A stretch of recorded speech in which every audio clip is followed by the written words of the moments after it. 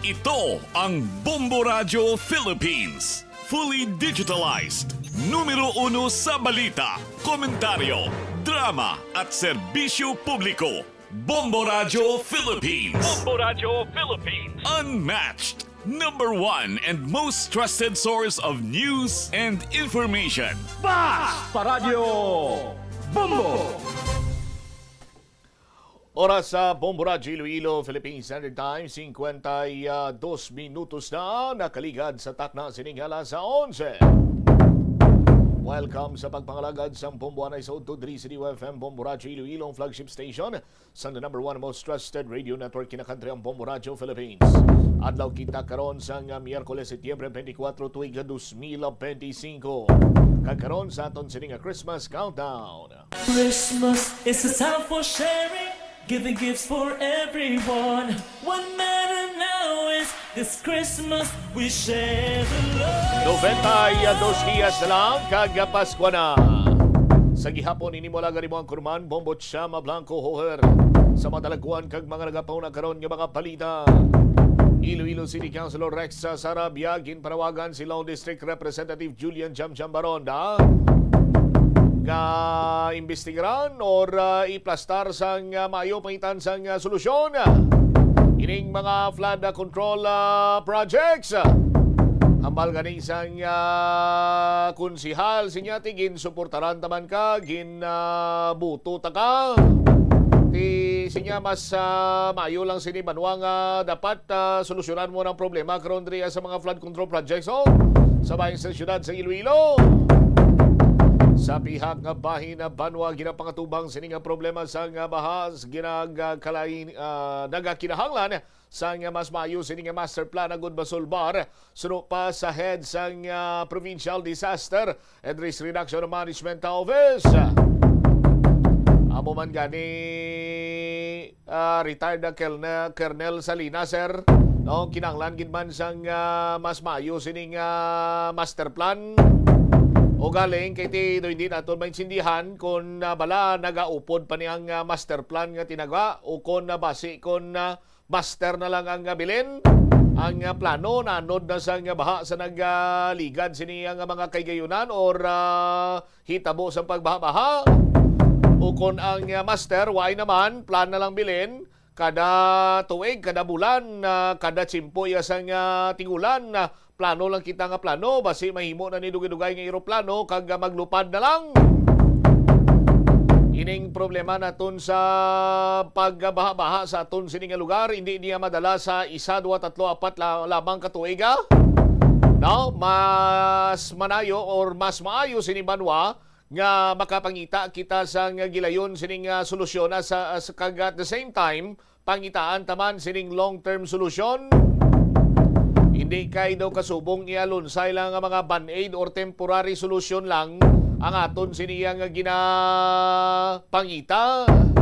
Parang ti sa tsimpo malang sang tingulan, ti grabe may ginhimo kita nga kayuhan man para sa aton sini mapuluyo pero ang mas labing maayo sinidri banwa kung ining mga long-term solusyon amuning dapat sini naton nga targeton batok karon sa pagbaha-baha. Sa dugang pang mga balita kag impormasyon trigger warning atensyon sa aton sini nga mga kabumbo, no, pulo pasensya sa mga kauturan naton. May isa ka estudyante gintapos ang iya sini nga kabuhi sa sulod mismo sa simbahan. Ibalo naton kung anong dugang sini nga mga impormasyon karon diri sa aton sini nga pagpangalagad. Ano ihan ang natabo, ano ihan ang kabangdanan, anong rason kag dito yagin pili sa sulod pa iya sang simbahan ang pag-utas ang iya sini nga kaugalingon. Muni madalagkuan mga balita, issues kag impormasyon na main sentro karon sa aton sini nga pagpangalagad sa gihapon diri sa palatuntunan na Bombohanay sa Odo. Nangin na mainit kagapon sini banwa ang ginapatigayon iyang Senate hearing sa Senate Blue Ribbon Committee. May kantanan sa sining nagapadayon sining kontrobersiya bala na tuhoy sa mga komisyonanay, no, pagtipon sang kwarta sang mga taxpayer wala iya ginabuslog or wala ginapartiniser or bisan na partiniser na gani sa mga proyekto, sa gihapon ginapadihutan agod iya nga mapalapaw para nga ma-fulfill ang ginpromisa sa mga boss. Matuman ang obligasyon para kay boss. No, sa aton sinikaron iya nga mga kabumbo, kag hasta na lang iya, damo sang mga nagpabutyag man sang nagkalain sinilang mga opinyon, natuhoy karon sa una nga pagbaisay nanday Senator Rodante Marcoleta and Senator Panfilo Ping Lacson. Ti klaro kag athag sa pananawan sang aton sini mga kabumbo ngati mayara man sang ginadipinsahan, no? Dipinsahan in terms of kiti sa tsimpo iya ni Rodante Marcoleta, ni Senator Marcoleta, diri kag nabuyagyag ang nasambitan sini karon nga makontrobersiya kag isyu. No, sa aton sini mga kabumbo nga kung sa diin ti una nabuyagyag dito mga pangalan sang mga politiko sa bahin karon niya sang House of Representatives. Kag sa bahin naman iya ni Senator Panfilo Ping Lacson, medyo ang tayog sang uyog ya do ari sa side ni Bryce Hernandez. Kung sa diin banwa ti sa karon amo maning isa sa mga ginatutukan matapos nga nag-tell all man sadto iya si Bryce Hernandez, duha ka mga pangalan sang senador ang naulamid, and kagapon sini banwa nag-tell all kag nangin emosyonal pagani si Boss Henry Alcantara. Pero nahibaluan banwa nga hindi iya si Engineer Alcantara ang boss, may boss pagid siya. Ang ginatudlo nga boss siya pagid mo si Undersecretary Bernardo sa Department of Public Works and Highways. Pero ang pamangkot, sino pagid iya ang boss ni Bernardo?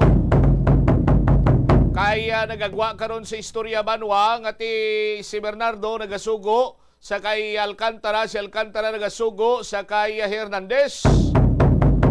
Para iya magtipon sang mga obligasyon, rason nga ang mga proyekto kuno sa First Bulacan District, Engineering District, lunsay mga substandard.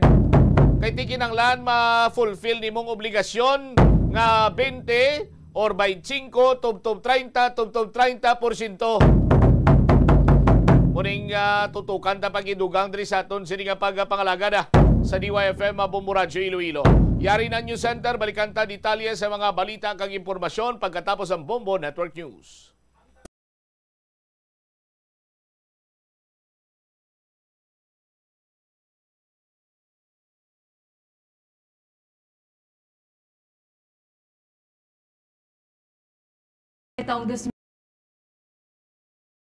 First grand draw of Iloilo Supermart Shopping 2025. Electrifying BYD Cycle. Aton kit ini.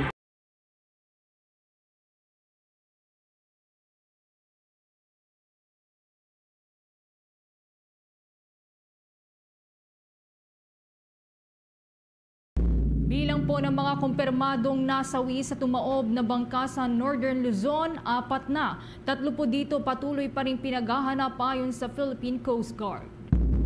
Samantala, halos 5 bilyon na air assets ni Representative Saldico ay ipapapreeze ng Department of Public Works and Highways sa Anti-Money Laundering Council.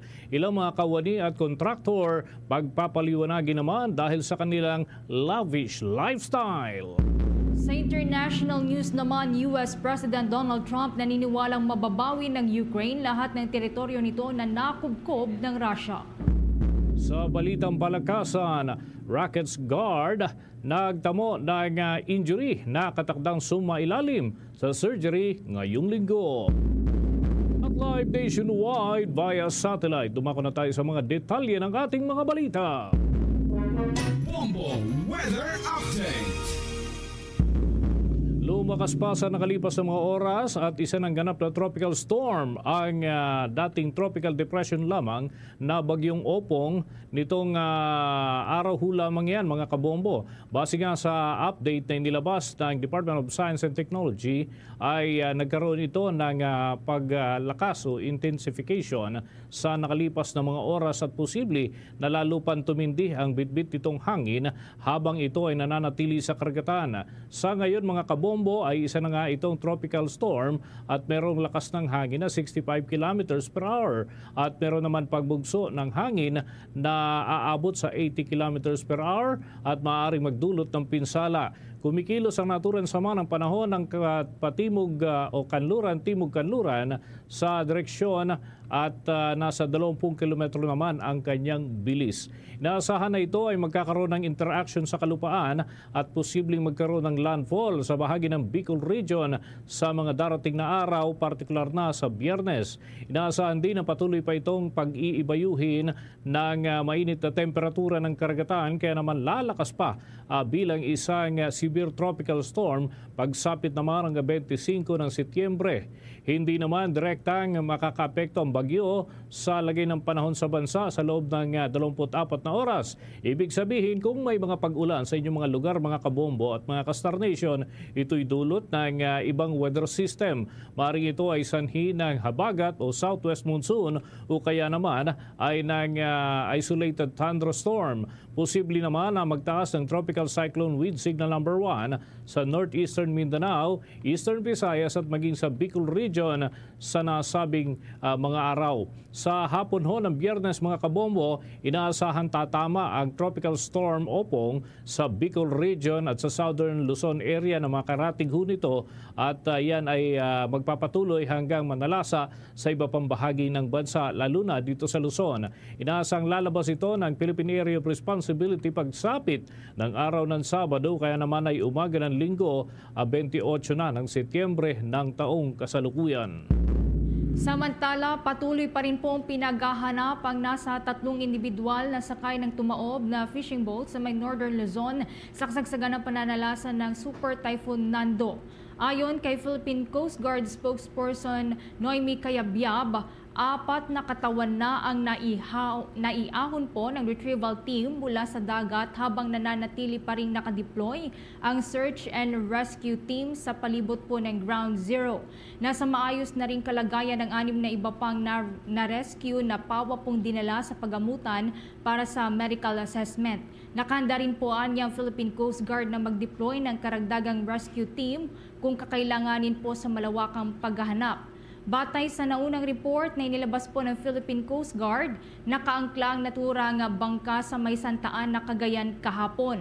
Nang tuluyan po itong tumaob dahil sa hampas na malalakas na hangin at alon dala ng Super Typhoon Nando. Sakay po ng naturang bangka ang nasa 17 mangingisda. Samantala, pinanatili pa rin po ng Philippine Coast Guard ang red alert status nito sa kabila po ng paglayunan ng Super Typhoon Nando at kasunod na rin po yan ang tuluyang pagpasok at mabilis na paglakas ng bagyong Opong. At sa kapapasok lamang pong balita, nasa 7 na po ang naitalang nasawi dahil po sa naturang insidente. Karagdagan pa sa mga balitang may kinalaman ho sa ating lagay ng panahon.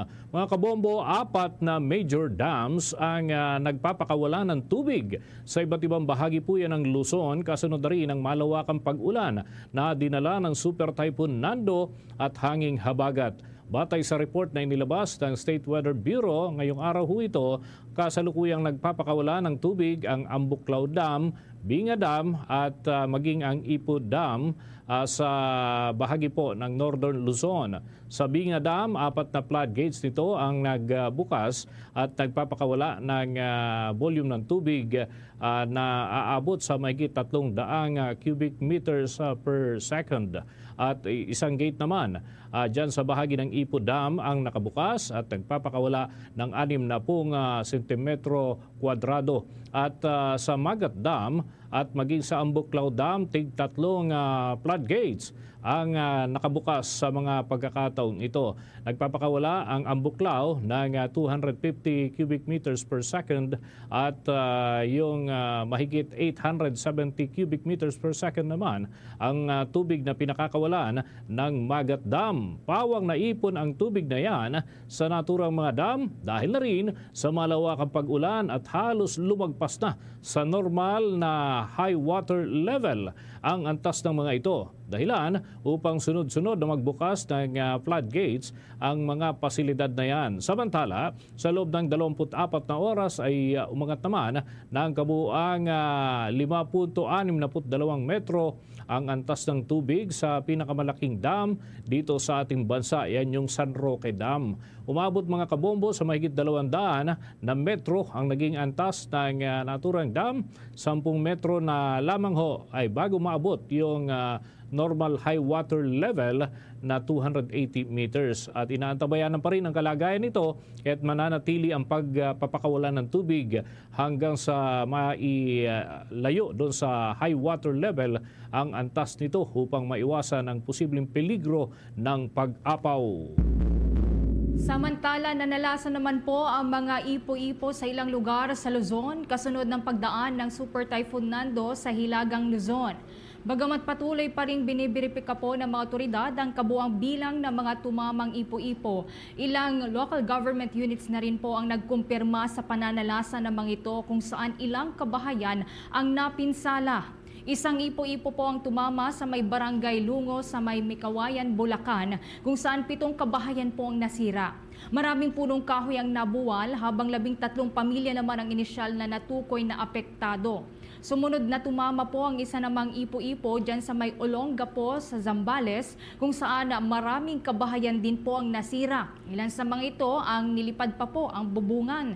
Sa Gordon Avenue naman sa Barangay New Calalaki, isa rin pong ipo-ipo ang nanira sa mga bahay, maging sa mga sakahan at mga poste po ng kuryente. Isa pang ipo-ipo ang tumama dyan sa may Masinloc sa lalawigan ng Zambales at nanira po sa ilang market stalls sa may public market ng naturang bayan. Ayon naman kay weather specialist Charmaine Varela, natanggap ng State Weather Bureau ang mga naturang report habang nananalasa ang Super Typhoon Nando at kasabay na rin ang tuluyan nitong pag-alis mula sa Philippine Area of Responsibility. Sa iba pang sa mga karagdagan pang balita, sumampa na ho sa 159,000 mahigit na pamilya o katumbas ho ito ng 600,000 individuals ang naapektuhan ng masamang lagay ng panahon at dulot ito ng bagyo at ng hanging habagat na nakaapekto sa malaking parte ng Northern Luzon. Base nga sa situational report ng National Disaster Risk Reduction and Management Council, ang mga sinalanta ng kalamidad ay mula sa 11 rehiyon, kabilang dyan yung Ilocos at maging ang Cagayan Valley, Cordillera Administrative Region at maging ang Central Luzon, Metro Manila, kasama rin ho sa listahan at ang Southern Luzon area hanggang sa parte na ho ng Western Visayas, Zamboanga Peninsula at mga karating panlugar dun hanggang sa may bahagi ng Visayas at Mindanao. Bunsod nga nito ay aabot naman sa mahigit 8,000 pamilya ang inilikas patungo yan sa mga evacuation centers, habang mahigit 4,000 pamilya naman ang nasa ibang mga lugar. Ibig sabihin, doon sa kanilang mga kaanak at kakilala na pansamantala ho nilang pinagkakanlungan. Ayon pa sa ahensya, mayroong 4 na napaulat na binawian ng buhay at ngayon ay nadagdagan pa ito at may 7 na bilang ang hawak ngayon ng mga otoridad. Subalit ang iba, mga kabombo, ay patuloy pang biniberipika hanggang sa mga oras na ito dahil may mga nawawala pa bunsod ng pananalasa ng naturang sama ng panahon. Nasa 2 sa mga napaulat na nasawi ay galing sa Central Luzon at isa naman mula dyan sa Cagayan Valley Region at isa rin sa Cordillera Administrative Region. Isa sa ilalim sa validation ng mga napaulat na binawian ng buhay, pati na yung mga nasugatan at pati na ang mga nawawala. Samantala, kuha po tayo ng karagdagang report na sa halos 5 bilyong piso na air assets ni Congressman Zaldico ipapa-freeze ng Department of Public Works and Highways sa Anti-Money Laundering Council. Samantala, ilang mga kawani naman at kontraktor pagpapaliwanagin dahil sa kanila pong mga lavish po na lifestyle. Kaugnay niya na may nakalapang report si Bombo Isa Cotonero. Bombo Dennis, Bombo ever magsusumite ng liham sa Department of Public Works and Highways Secretary Vic Dizon sa Anti-Money Laundering Council, Department of Justice at Independent Commission for Infrastructure upang humiling ng freeze order sa mga air assets ni Congressman Zaldico na tinatayang nagkakahalaga ng halos 5 bilyon. Batay yan sa tala ng Civil Aviation Authority of the Philippines. Ayon kay Dizon, makatutulong ang kanilang hakbang sa isinasagawang investigasyon at nasa mga ahensya at ICI na kung ano ang magiging desisyon sa mga ari-arian ng kongresista. Kabilang sa mga pagmamayari nito ang isang Cessna 414A na Chancellor na nagkakahalaga ng mahigit 40 million at nakarehistro sa Mercedes Aviation Development Corporation at High-Tone Construction Development Corporation. Ayon yan sa datos ng CAAP. Kaugnay niyang pakinggan natin ang tinig ni DPWH Secretary Vince Dizon. Ang total po nito ay 4.7. Total value is close to 5 billion pesos or 4.7 billion pesos. So we have also written the AMLC, the DOJ, and also the ICI informing them about this, and we will leave it up to them to what to do in these assets. Kasama rin sa liham ng rekomendasyon na i-freeze ang mga motor vehicles na nakarehistro sa ilalim ng 20 na mga kawani ng DPWH at 6 na mga kontratista na sangkot umano sa manumalyang flood control projects. Batay sa datos ng Land Transportation Office, umaabot sa mahigit 474 million ang kabuuang halaga ng mga sasakyan. Ang mga diskaya ang may pinakamarami at may malaking halaga ng mga sasakyan. Hakbang ito ng departamento upang hindi na mabili at mabenta ang mga naturang motor vehicle. Nagbabala rin si Dizon sa mga magtatangkang bibili nito. Kaugnay niyan, pakinggan natin muli ang tinig ni DPWH Secretary Vince Dizon. Hindi sapat na makasuhan, hindi sapat na makulong, kailangan ibalik natin ang pera ng ating mga kababayan. Kaya nga po, meron ng mga, I think, close to 700 accounts and insurance policies that have already been frozen through the AMLC. At ito po, nag-request na tayo ng freeze. Ibig sabihin ito, pwedeng ibenta.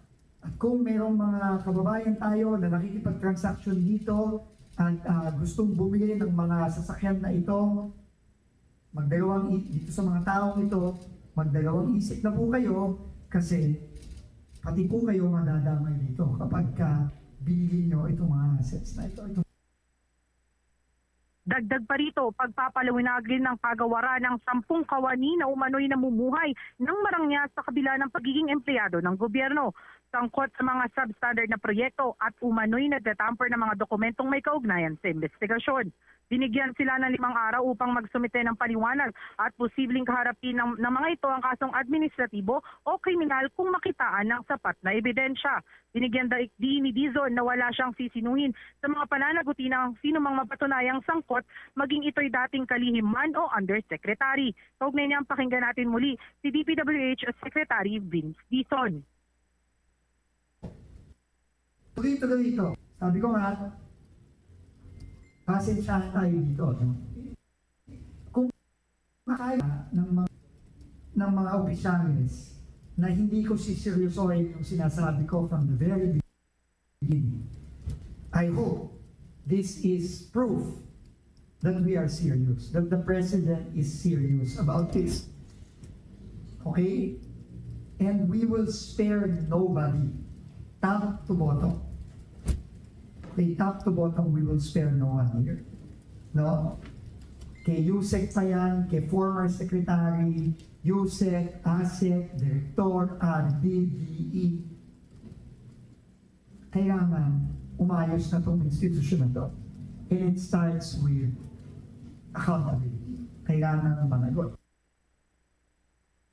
Samantala, Bombo Dennis, Bombo Ever ngayon dito sa Independent Commission for Infrastructure. Hanggang sa ngayon ay nakaharap pa rin si Henry Alcantara doon sa Independent Commission at kanina namataan natin si dating engineer Bryce Hernandez na lumabas na dito sa building ng ICI. So antabayanan natin yan mamaya at magkakaroon muli ng joint inspection ang ICI kasama si Mayor Magalong, Manila Mayor Isko Moreno at DPWH Secretary Jaan naman sa may Sunog Apog Pumping Station, Tondo, Manila.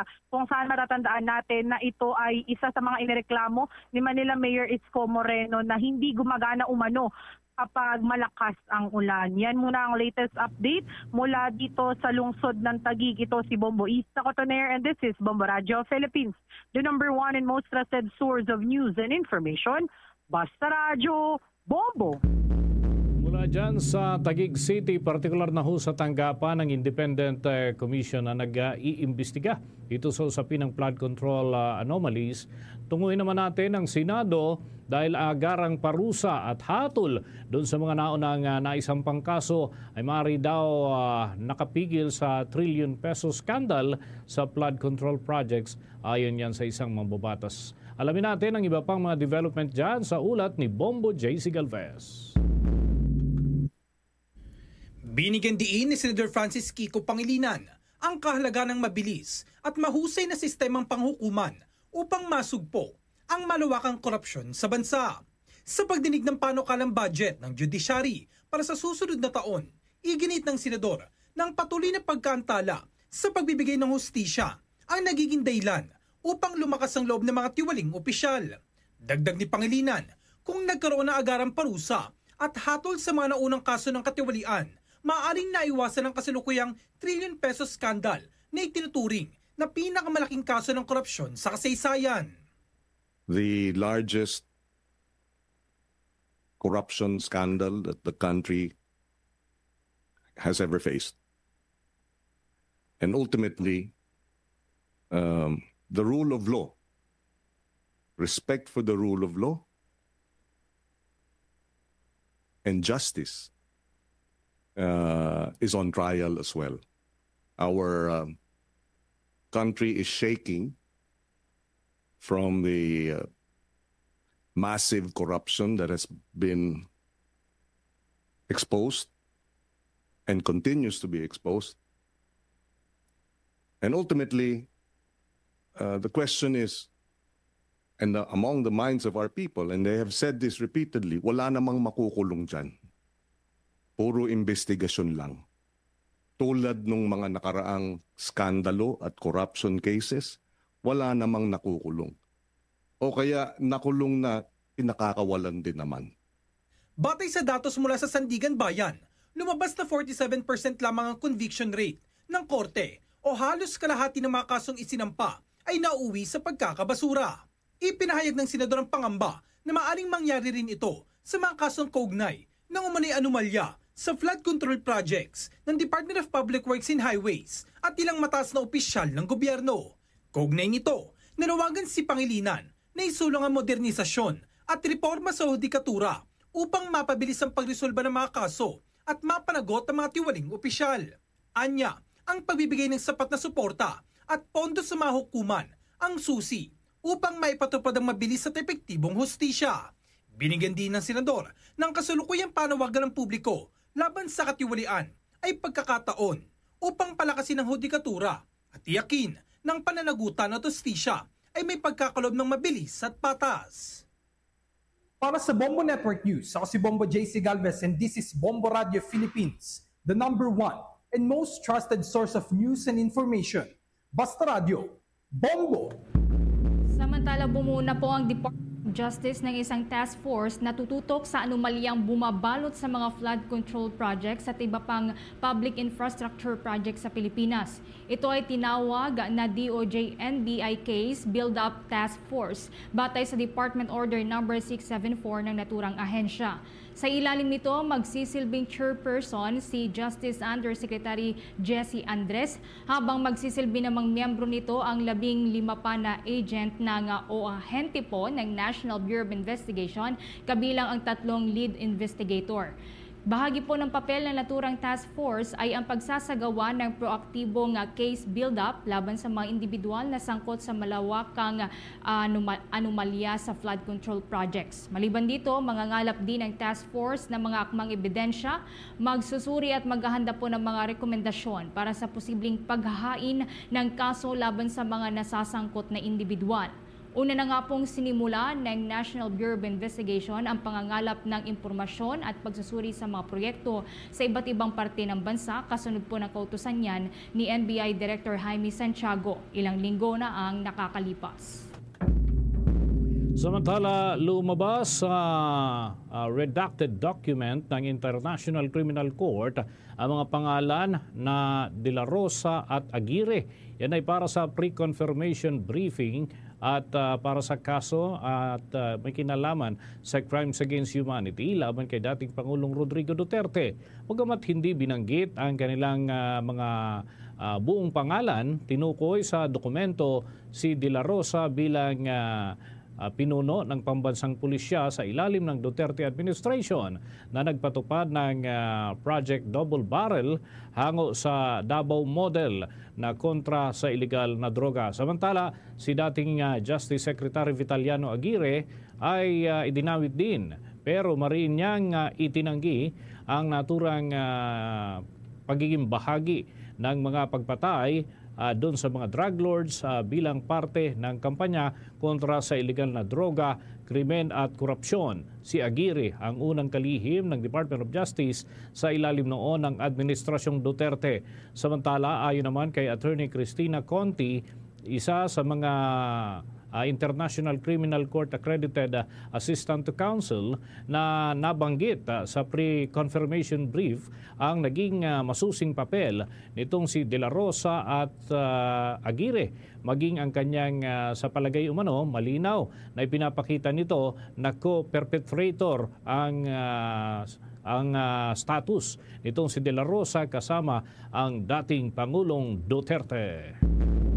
Samantala, inalmahan naman po ni dating Presidential Spokesperson Attorney Harry Roque ang timing ng paghahain po ng mga kaso kay dating Pangulong Rodrigo Duterte mula sa International Criminal Court prosecutors. Ayon sa abogado, kung kailan nasa dahig na si Duterte at matagal nang tinatalakay ang mga issue, saka lamang daw lumabas ang naturang mga charges. Ipinunto niya na sa sistema ng Pilipinas, bago pa man maaresto ang isang tao, dumaraan ito sa piskalya muna kung saan nakalap na ang ebidensya. Sa kaso daw ng International Criminal Court, tila baliktad ang naging proseso kung saan kailan pumasok ang dating Pangulo sa kulungan simula noong Marso 12 ay doon lamang daw inihain ang kaso. Nagpahayag din siya ng pangamba sa umano'y racial bias ng International Tribunal na anya ay tila nakatuon lamang sa mga leader mula sa mga developing countries. Kaugnay niyan, may narito pa ang karagdagang pahayag ni dating Presidential Spokesperson Attorney Harry Roque. Now, siguro po ang tanong sa pag-iisip ng ating mga kababayan, 6 na buwan nang nakakulong si Tatay Digong, bakit ngayon lang lumabas ang charges? Well, kasi po yung charges, hiwalay po yan dun sa application for arrest warrant. Yung application for arrest warrants, kinakailangan mo lang good grounds na merong krimen na nagawa at siguro yung nasasakdal ang gumawa ng krimen na yon. Samantalang itong formal charges ay para nga po sa confirmation of hearing at ano na yung mga formal na magiging kumaga information against him. No? At ang sinasabi nga ngayon ay crimes against humanity. Ang elemento po niyan, ulitin ko, number 1, kinakailangan widespread or systematic. Malawakan or sang-ayon sa isang siste. Pangalawa, targeting civilians. At pangatlo, yung pagkakaalam ng tinatarget nila ay mga civilian. Bagi po yan ang pagpapaliwanag ni dating Presidential Spokesman Attorney Harry Roque. Samantala, may karagdagan pang naging mga pahayag ang dating kalihim kung saan ay hinihimay nito ang timing at iba pang saloobin hinggil sa naturang issue. Narito pa ang mga karagdagang sinabi ni Attorney Harry Roque. Tama ba na 6 na buwan nakakulong si Tatay Digong, ngayon lang lumabas ang charges? Now, dito naman po sa ICC, alam nyo na nauuna yung application for arrest warrant. Bakit pinapayagan naman ng ICC yung aresto muna bago yung charges? Kasi meron namang interim release. Bakit matapos ang 6 na buwan na pagkakakulong ni Tatay Digong, ngayon pa lang lumabas ang charges? Well, sa totoo po, ang charges lumabas July. Siya ay naaresto ng March, April, May, June, July. After bas yung formal na charges, bakit ngayon lang siniwalat sa taong bayan? Kasi po, sa patakaran ng ICC, yung mga charges na ganyan, hindi publiko hanggang hindi dumating yung punto na magkakaroon na ng pagbibista. At ngayon po linabas yan kasi dapat ngayon na pong ika-23 ng Setyembre ang confirmation of charges labang kay Tatay Digong. Ibig sabihin, yan mga kabombo ang bahagi pa ng mga karagdagang pahayag ni Attorney Harry Roque hinggil naman sa status ng kaso nitong si dating Pangulong Rodrigo Roa Duterte. Samantala, nagpahayag ng pagkabahala si Vice President Sara Duterte sa umano'y welfare check ng Philippine Embassy doon sa The Hague kay dating Pangulong Rodrigo Duterte.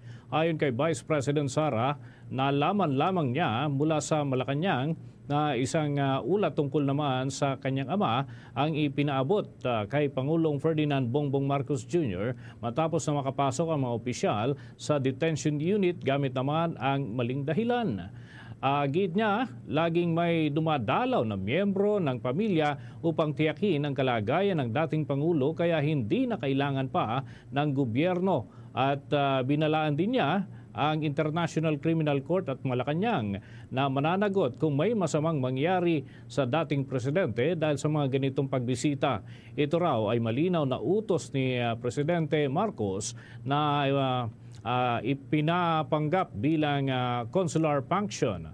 Hindi anya kailangan ni dating Pangulong Duterte ng gobyerno at pamilya ang siyang nais na mag-alaga sa kanya. Matatandaan ay naresto si dating Pangulong Duterte noong Marso 11 dito sa bisa nga ng warrant of arrest na inilabas ng International Criminal Court kaugnay naman ang kasong crimes against humanity dahil sa umano'y extrajudicial killings sa war on drugs.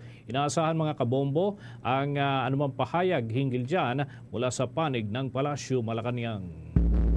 Sa ibang balita, nilinaw po ng Department of Budget and Management na hindi nakikilahok ang mga mababata sa pagbalangkas sa National Expenditure Program o NEP o ang pondo ng Pangulo.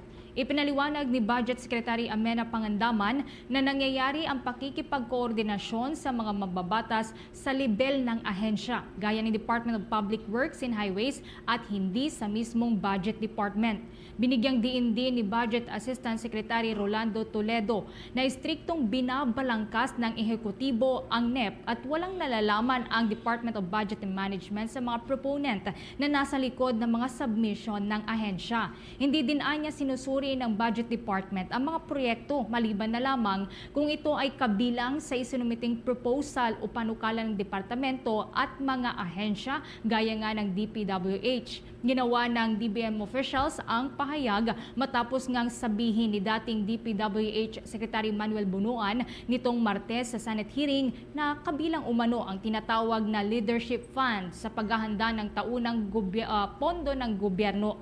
Sa ilalim ng leadership allocation, ipinaliwanag ni Bunuan na ilang senador at district representatives ang humihiling umano na maisama ang prioridad ng mga proyekto sa pagbalangkas ng pambansang pondo.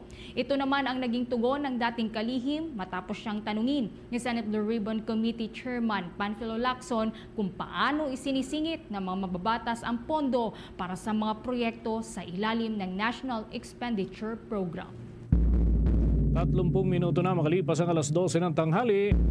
Mariing itinanggi ni dating Senador Ramon Bong Revilla Jr. ang mga pagkakadawit na naman ng kanyang pangalan sa umano'y irregularidad sa flood control project sa lalawigan ng Bulacan. Tumugon si Revilla na wala raw itong kinalaman sa mga pahayag ni Henry Alcantara na isang district engineer o dating district engineer at yan ay nakatalaga sa tanggapan ng Department of Public Works and Highways sa probinsya ng Bulacan na kalaunan ay sinibak sa pwesto. Sa kanyang sinumpang salaysay kasi, sinabi ni Alcantara na may 300 million pesos na halaga ng budget insertions para naman sa 2024 na nakalaan para kay Revilla na noon ay naghahanda para naman sa kanyang kandidatura sa pagka-senador, ngunit kalaunan ay natalo sa kanyang pagtakbo sa naturang panibagong termino. Ayon nga kay Alcantara, inatasan siya ni Department of Public Works and Highways Undersecretary Robert Bernardo na dagdagan ang proponent ng proyekto dahil naman sa nakalaan ito para kay dating Senador Revilla. Anya, sa halip na 25% ay naging 30% ang para sa proponent. Kabilang si Revilla sa ilang mambabatas at opisyal ng gobyerno na umano'y dawit sa manumalyang flood control projects na lahat nga ay pawang tumanggi sa mga akusasyon. Samantala, inihayag naman ni Justice Secretary Jesus Crispin Boying Remulla sa Senado na inarekomenda na ng National Bureau of Investigation ang pagsasampa ng kaso laban sa dalawang senador at iba pang mga personalidad dahil sa paglabag sa Anti-Graft and Corrupt Practices Act at maging ang indirect bribery at malversation of public funds. Samantala, kuha naman po tayong report mula dyan sa may kamera. Si Congressman Tinio Binaticos ang ombudsman dahil sa kawalan po ng aksyon. Panukalang Green Industrial Zone, isinusulong naman po ng isang mambabatas. Kaugnay yan, may kabuuan pang detalye si Bombo Annalise Soberano. Binaticos ni ACT Teachers Party List Representative Antonio Tinio ang Office of the Ombudsman dahil sa kawalang aksyon sa mga nangyayaring katiwalian sa mga ahensya ng pamahalaan. Partikular na tinukoy ni Tinio ang Department of Public Works and Highways na sangkot sa mga maanumalyang flood control projects. Ginawa ni Tinio ang pahayag sa ginawang budget deliberation sa plenaryo ngayong araw para sa panukalang budget ng Ombudsman na nasa 816.8 million para sa fiscal year 2026. Mas mataas ito kumpara sa 2025 budget na nasa 734.4 million pesos. Partikular na sinabi ni Tinio ang talamak na korupsyon na kinasasangkutan ng mga engineers ng Department of Public Works and Highways. Ayon sa mambabatas, mayroong bilyong pondo ang Office of the Ombudsman para labanan ang korupsyon. Pero tanong ng kongresista, ano ang nangyari sa budget? Tiniyak naman ng Ombudsman na palakasin pa nila ang kanilang mga hakbang sa paglaban sa korupsyon. Giit nito, mayroon silang isinasagawang mga discrete investigation para labanan ang katiwalian. Pakinggan natin ang naging tugon ni Representative Antonio Tinio habang nag-i-interpellate sa plenaryo ng Kamara. Anong ginawa ng Ombudsman? No, bakit po ngayon na lumalabas, ilang taon na po ng mga opisyal ng DPWH, nagkakasino pala. Tapos, daan-daang milyon ang nilalaro, tinataya, at kinatatalo pa sa kasino. Mga nagre-regaluhan sa isa't isa ng mga sasakyan, SUV, tig 10 million, regalo lang kay boss. Nakapatong lang sa mga table, sa district engineer's office mismo, daan-daang milyong piso. Nalaman na natin kahapon, ayun, para pala, ano yun, kickback pala. Pinangalanan pa yung mga politiko na pagbabayaran, yung billiard table, mahigit kalahating bilyong piso sa isang transaction lamang. Kaya po muli, anyari, asan ang ombudsman? Bakit natutulog sa pansitan? Samantala, isinusulong naman ng isang congresswoman ng Solid North Party List ang isang panukalang batas na layong lumikha ng mga tinatawag na Green Industrial Zone sa iba't ibang bahagi ng bansa. Sa ilalim ng House Bill number 3112 o Green Industrial Zone, nais ni Representative Sing Bernos na itaguyod ang industriya ng makakalikasan gamit ang malinis na enerhiya at teknolohiya na hindi nakakasira sa kalikasan. Ayon sa mambabatas, bukod sa pagprotekta sa kalikasan, makakalikha rin ito ng disenteng trabaho para sa mga Pilipino. Dagdag pa nito, magtatayo rin ng mga pasilidad para sa skills training, lalo na para sa green jobs sa tulong ng TESDA. Inisyal na 5 bilyong piso ang ilalaan mula sa pambansang pondo para sa programa. Mula sa Kamara, Bombo Anali Montaño Soberano nag-uulat. And this is Bombo Radio Philippines, the #1 and most trusted source of news and information. Basta Radio, Bombo! Pa tayo ng karagdagan report mga kabombo, yung restitution o kaya ay pagsasauli ng mga nakaw na yaman mula doon sa flood control projects, anda umanong gawin ni dating Department of Public Works and Highways District Engineer Alcantara. Habang si Justice Secretary Remulla nanindigan naman na hindi tatanggalin ang kondisyon na restitution para yan dun sa mga nagnanais mapabilang sa Witness Protection Program. May balita si Bombo Grant Hilario. Inihayag ni Department of Justice Secretary Jesus Crispin Boying Remulla na bukas willing si former Department of Public Works and Highways Bulacan 1st District Engineer Henry Alcantara ibalik ang umunoy mga nakuha nitong pera mula sa flood control projects. Ayon kay Justice Secretary Remulla, base sa inisyal nilang pag-uusap, nagpapakitaan niya si Alcantara ng gestures o willingness para sa restitution. Ito'y matapos ang unang parte o hakbang ng kaguraan sa proseso ng sinumpang salaysay ni Alcantara sa hiling nito mapabilang sa Witness Protection Program. Kahapon kasi ay personal pang idinala ng kalihim ang naturang dating opisyal sa Department of Justice upang sumalang sa inisyal na evaluasyon ng aplikasyon sa programa. Kaya't para ilantad o ibahagi pa nito ang mga nalalaman ukol sa issue, ani ay paghahanda ng kaguran ang mga tanong para kay Alcantara. Yes, we haven't gotten to the bottom of everything yet. Pero ando naman, the gesture for restitution is there. We have to prepare the questions that we want him to answer. Kasi dapat mag-homework din kami based on his statement and our research on what other things we need to know from him. Bunsod nito'y naninindigan pa rin si Justice Secretary Remulla na hindi anya nila tatanggalin ang restitution bilang kondisyon sa mga nais mapabilang sa Witness Protection Program. Naniniwalang kalihim na ito umano ang gusto ng publiko na maisaoli ng mga sangkot ang kanilang mga nakuhang yaman mula sa manumalyang flood control projects. Habang sa kasalukuyan ay nasa 4 katao na ang mga humiling ng proteksyon, ang mag-asawang Curly at Sara Discaya, Bryce Hernandez at Henry Alcantara na kapwa mga dating opisyal ng Department of Public Works and Highways. Yes, I think that it's natural for us to want that. I think that's what the people want. Makinig tayo sa taong bayan. Yun ang gusto ng taong bayan. Actually, 4. The Discaya couple.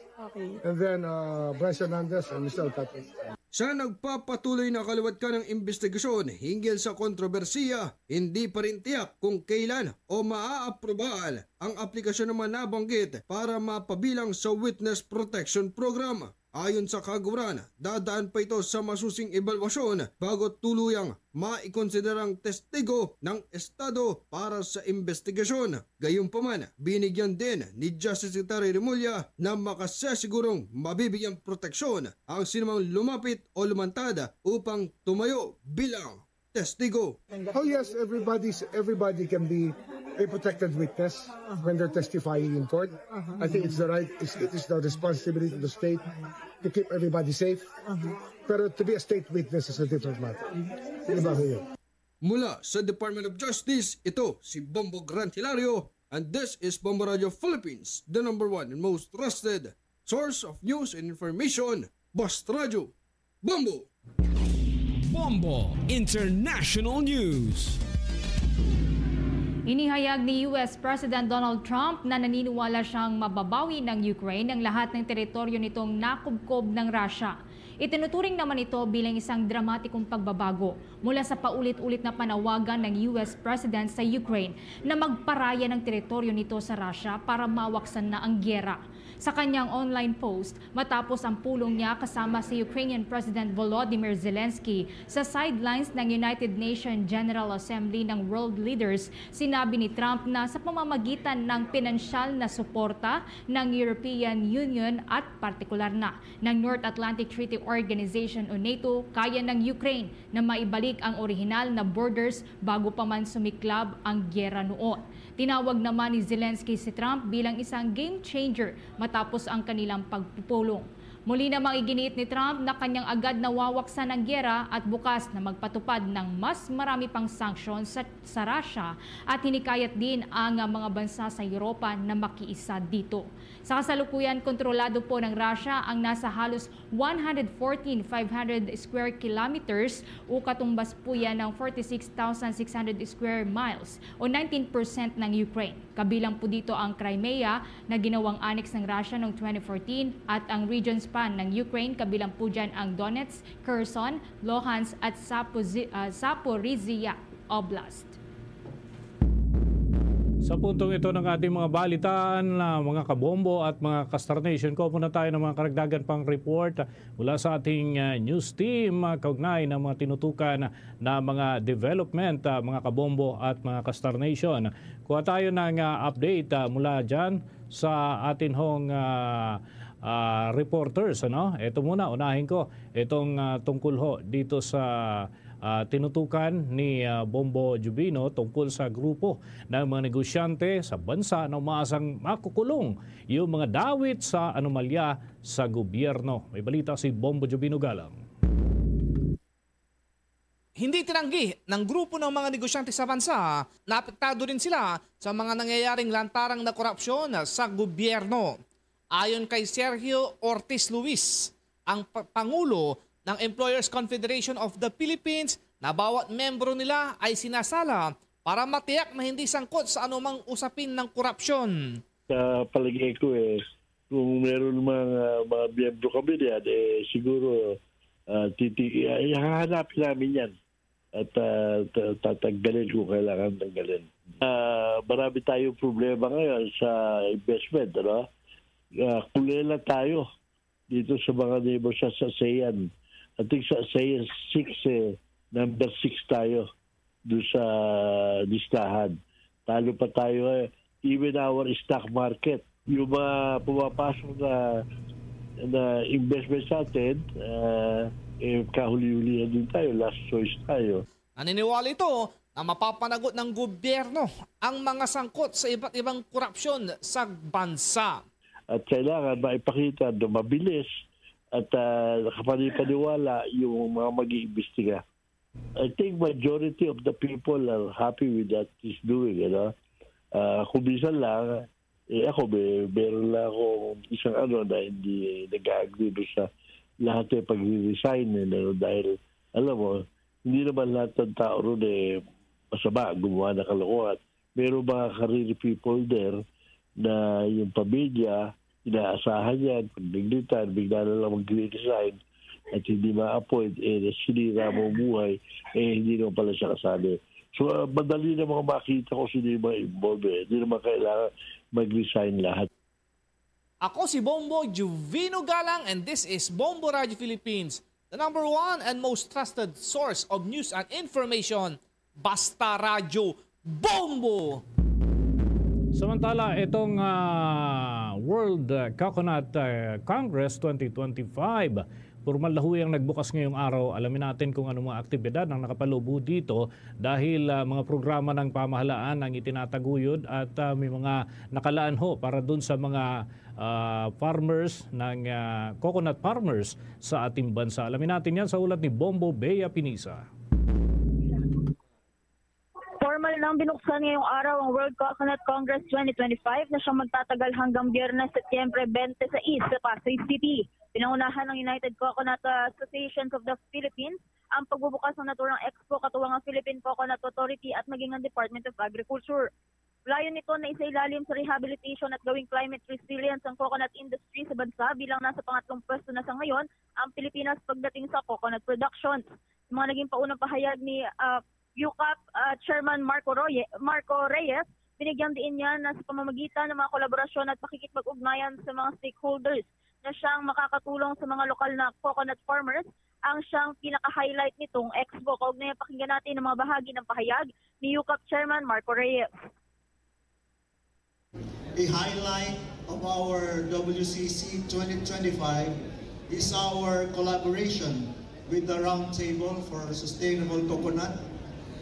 Their dedication to fostering a responsible and resilient coconut sector by uniting stakeholders and driving positive impact for farmers' livelihoods through industry-wide practices perfectly complements our vision.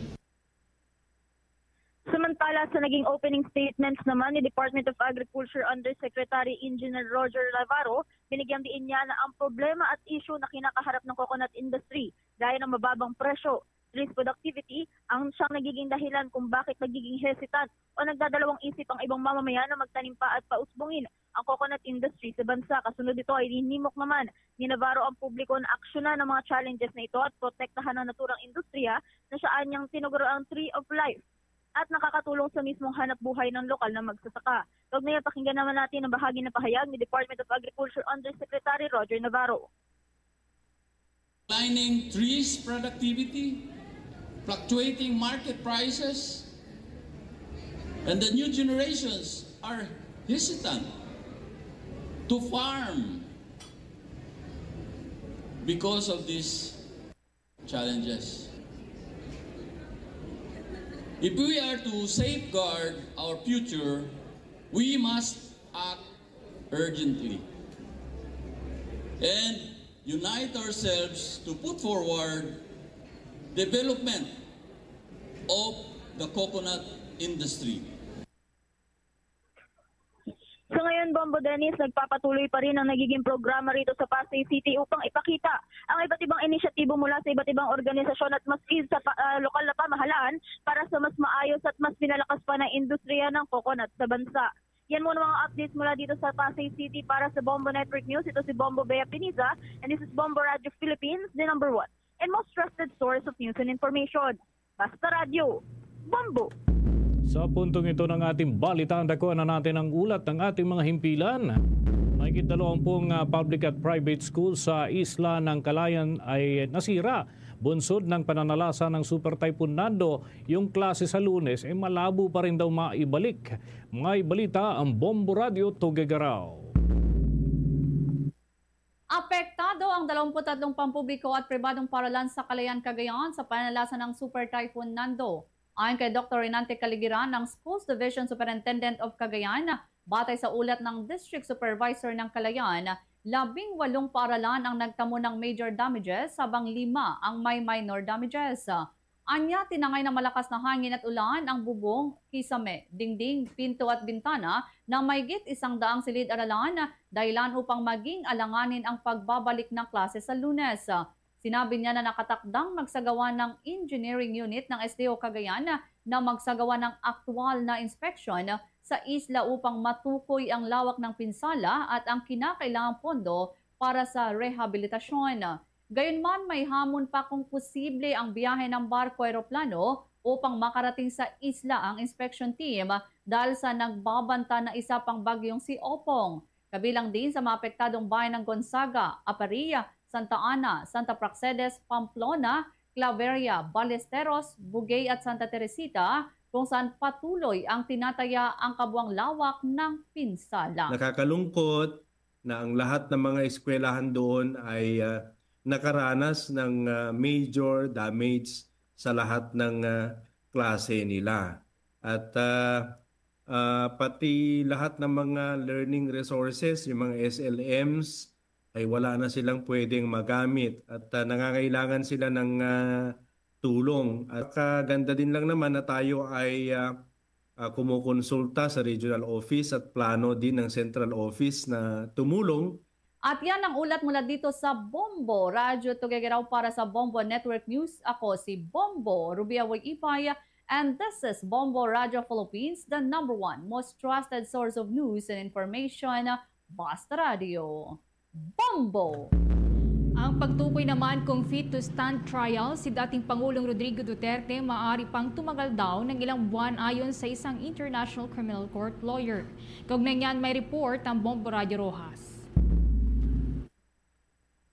Maaaring tumagal ng ilang buwan at hindi taon ang proseso ng International Criminal Court o ICC para matukoy kung ang dating Pangulong Rodrigo Duterte ay karapat-dapat harapin ang paglilitis. Sa panayam ng Bombo Radio Rojas, sinabi ni Attorney Gilbert Andres, abogado ng mga biktima ng extrajudicial killings at accredited lawyer ng ICC, na pumayag ang ICC Pre-Trial Chamber 1 sa isang limitadong pagpapaliban ng confirmation of charges hearing upang beripikahin ang pahayag ng kampo ni Duterte hinggil sa umano'y kalusugan at kakayahan nitong humarap sa korte. Dagdag niya, isa sa mga hukom ng Pre-Trial Chamber 1 ang naglabas ng dissenting opinion na nagsasabing ang pag-angkat ng depensa ng ganitong argumento ay maituturing ng bahagi ng paglilitis. Ipinaliwanag pa ni Andres na tungkulin ng Pre-Trial Chamber na salain ang mga ebidensya at kasong inihain upang malaman kung alin ang dapat tuluyang isampa sa paglilitis. Batay sa Article 61 ng Rome Statute, ang prosesong ito ay para matukoy kung may sapat na basihan upang paniwalaang naganap ang krimeng ibinibintang, ngunit hindi pa nangangahulugang proof beyond reasonable doubt. Nilinaw rin niya na ang pagpapaliban ng pagdinig ay hindi nangangahulugang mababasura ang kaso. Maaari pa rin magpatuloy ang prosekusyon sa pangangalap ng ebidensya. Dagdag pa ni Andres, sa mga naunang kaso ng International Criminal Court, wala pang pagkakataon na tuluyang ibinasura ang lahat ng akusasyon dahil lamang sa sinasabing kawalan ng kakayahan ng akusado na humarap sa paglilitis. Si Duterte ay inakusahang nagtatag at nagpondo ng mga armadong death squad na umano'y pumatay sa mga hinihinalang gumagamit at nagbebenta ng iligal na droga sa loob ng kanyang 6 na taong panunungkulan. The next step is really the confirmation of charges, whether or not all of these 3 counts will be confirmed. So that will be the next step, although as of now, there is no definite schedule because there's still the process of determining Mr. Duterte's fitness for trial. Although for us, the victims, we think that he is very fit to stand trial. So we'll have to await the schedule, if ever, of the confirmation of charges. Mula dito sa Bombo Radio Rojas, para sa Bombo Network News, ako si Bombo Lindsay Ermitanio Bade. This is Bombo Radio Philippines, the #1 and most trusted source of news and information. Basta Radio, Bombo! Samantala, tutok na muna tayo mga kabombo dito pa rin sa naging epekto ng bagyo. Yung modular learning ay ipapatupad doon sa ilang paaralan na talagang nasira ng Super Typhoon Nando doon sa Cagayan Valley Region. Ang Department of Education may mga hakbang na hong ginagawa. Hinggil ho dyan, may balita ang Bombo Radio Kawayan. Patuloy ang ginagawang konsolidasyon ng Department of Education o DepEd Region 2 kaugnay sa mga nasirang gusali sa Calayan at iba pang lugar sa Cagayan matapos ang pananalasa ng bagyong Nando. Sa panayam ng Bombo Radio Kawayan kay Dr. Benjamin Paragas, ang Regional Director ng DepEd Region 2, sinabi niya na nakikipag-ugnayan ng mga DRRM focal person ng Schools Division Offices sa mga apektadong probinsya at nakakalap na ng listahan ng mga nasirang paaralan bagamat hindi pa nakumpleto ang mga datos. Humihingi rin ang kagawaran ng pondo para sa clean-up drive at paglilinis ng mga silid-aralan na naapektuhan ng bagyo. Gayon din ang pondo para sa pagtatayo ng temporary learning spaces sa mga classroom na nawalan ng bubong. Habang inaayos pa ang mga gusali ay muling ipatutupad ang modular learning. Anya mabibigyan ng learners activities ang mga bata upang matiyak ang tuloy-tuloy na edukasyon sa ilalim ng pangangasiwa ng kanilang mga guro, school heads at sa tulong ng mga magulang at community teachers assistants. Ipinunto rin ni Paragas na mga temporary learning spaces Paragas ay nasa disenyo ng modernong tent na mas matibay, ngunit pansamantala ay maaari ring gamitin ang mga barangay hall o iba pang pasilidad na malapit sa mga apektadong paaralan habang hinihintay ang pondo mula sa Central Office.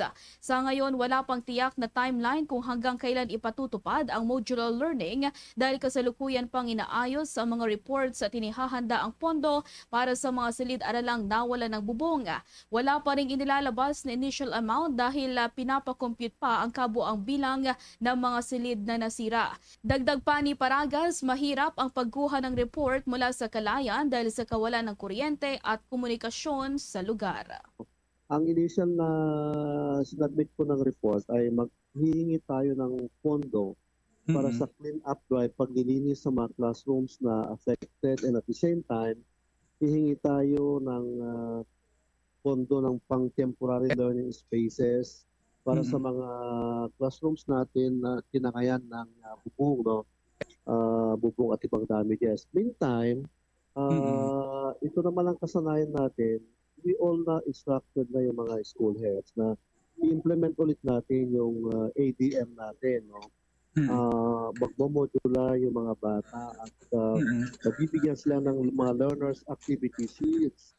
At iyan ang ulat mula rito sa Bombo Radyo Kawayan. Para sa Bombo Network News, ako si Bombo Jamaica Barbas.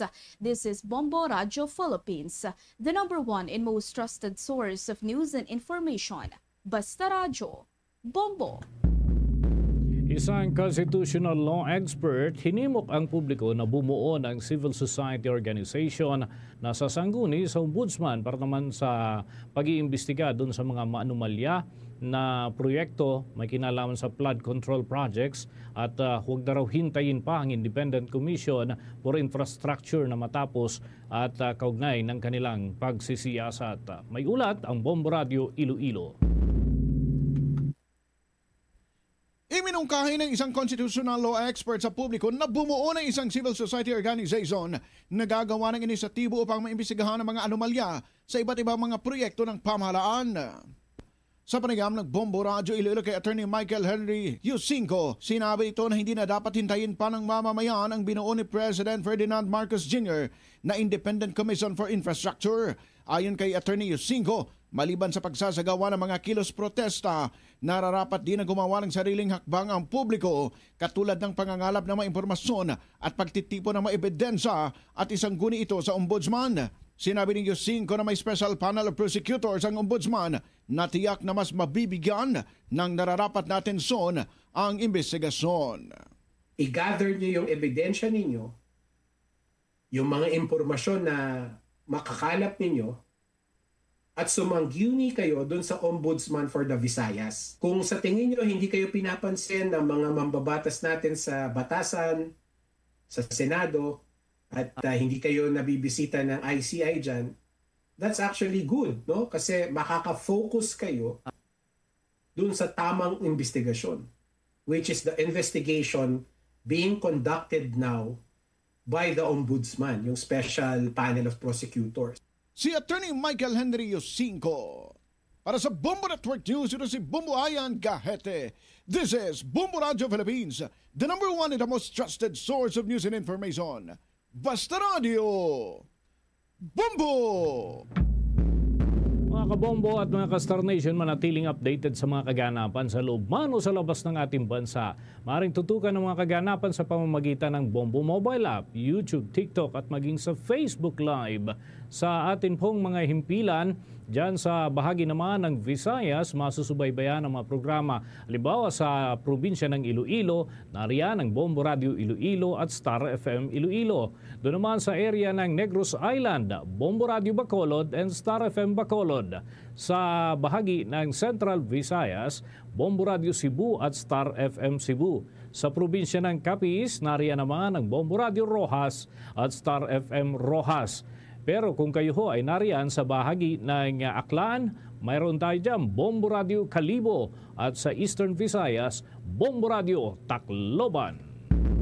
Mga kabomba ka-Star Nation, bago tayo magtapos, samahan niyo po kaming manalangin ng Orasyong Perata for deliverance from calamities. Almighty Father, we raise our hearts to you in gratitude for the wonders of creation of which we are part, for your providence in sustaining us in our needs, and for your wisdom that guides the course of the universe. We acknowledge our sins against you and the rest of creation, nature. We have confused your command to subdue the earth. The environment is made to suffer our wrongdoing, and now we reap the harvest of our abuse and indifference. Global warming is upon us. Typhoons, floods, volcanic eruption, and other natural calamities occur in increasing number and intensity. We turn to you, our loving Father, and beg forgiveness for our sins. We ask that we, our loved ones, and our hard-earned possessions be spared from the threat of calamities, natural and man-made. We beseech you to inspire us all to grow into responsible stewards of your creation and generous neighbors to those in need. Amen.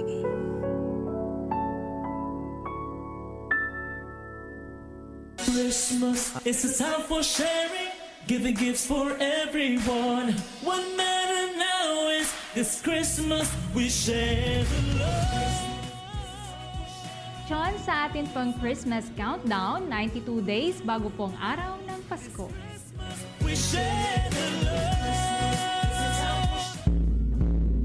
Luzon, Visayas at Mindanao, yan ang kalipunan ng ating mga balita para sa pantanghaling edisyon ng Bombo Network News.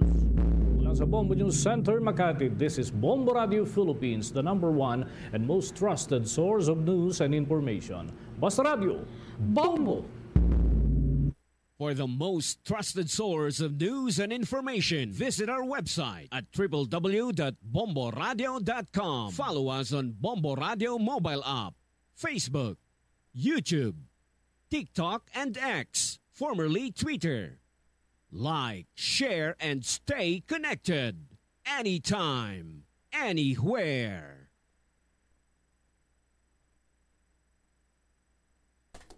Oras sa Bombo Radio Iloilo, Philippine Standard Time. 1 minuto na nakaligad sa takna siningalaw na balik na diri karon sa pagpangalagad sa Bombo ay sa udto sa gihapon gapon nimo Bombo Chama Blanco Hovana.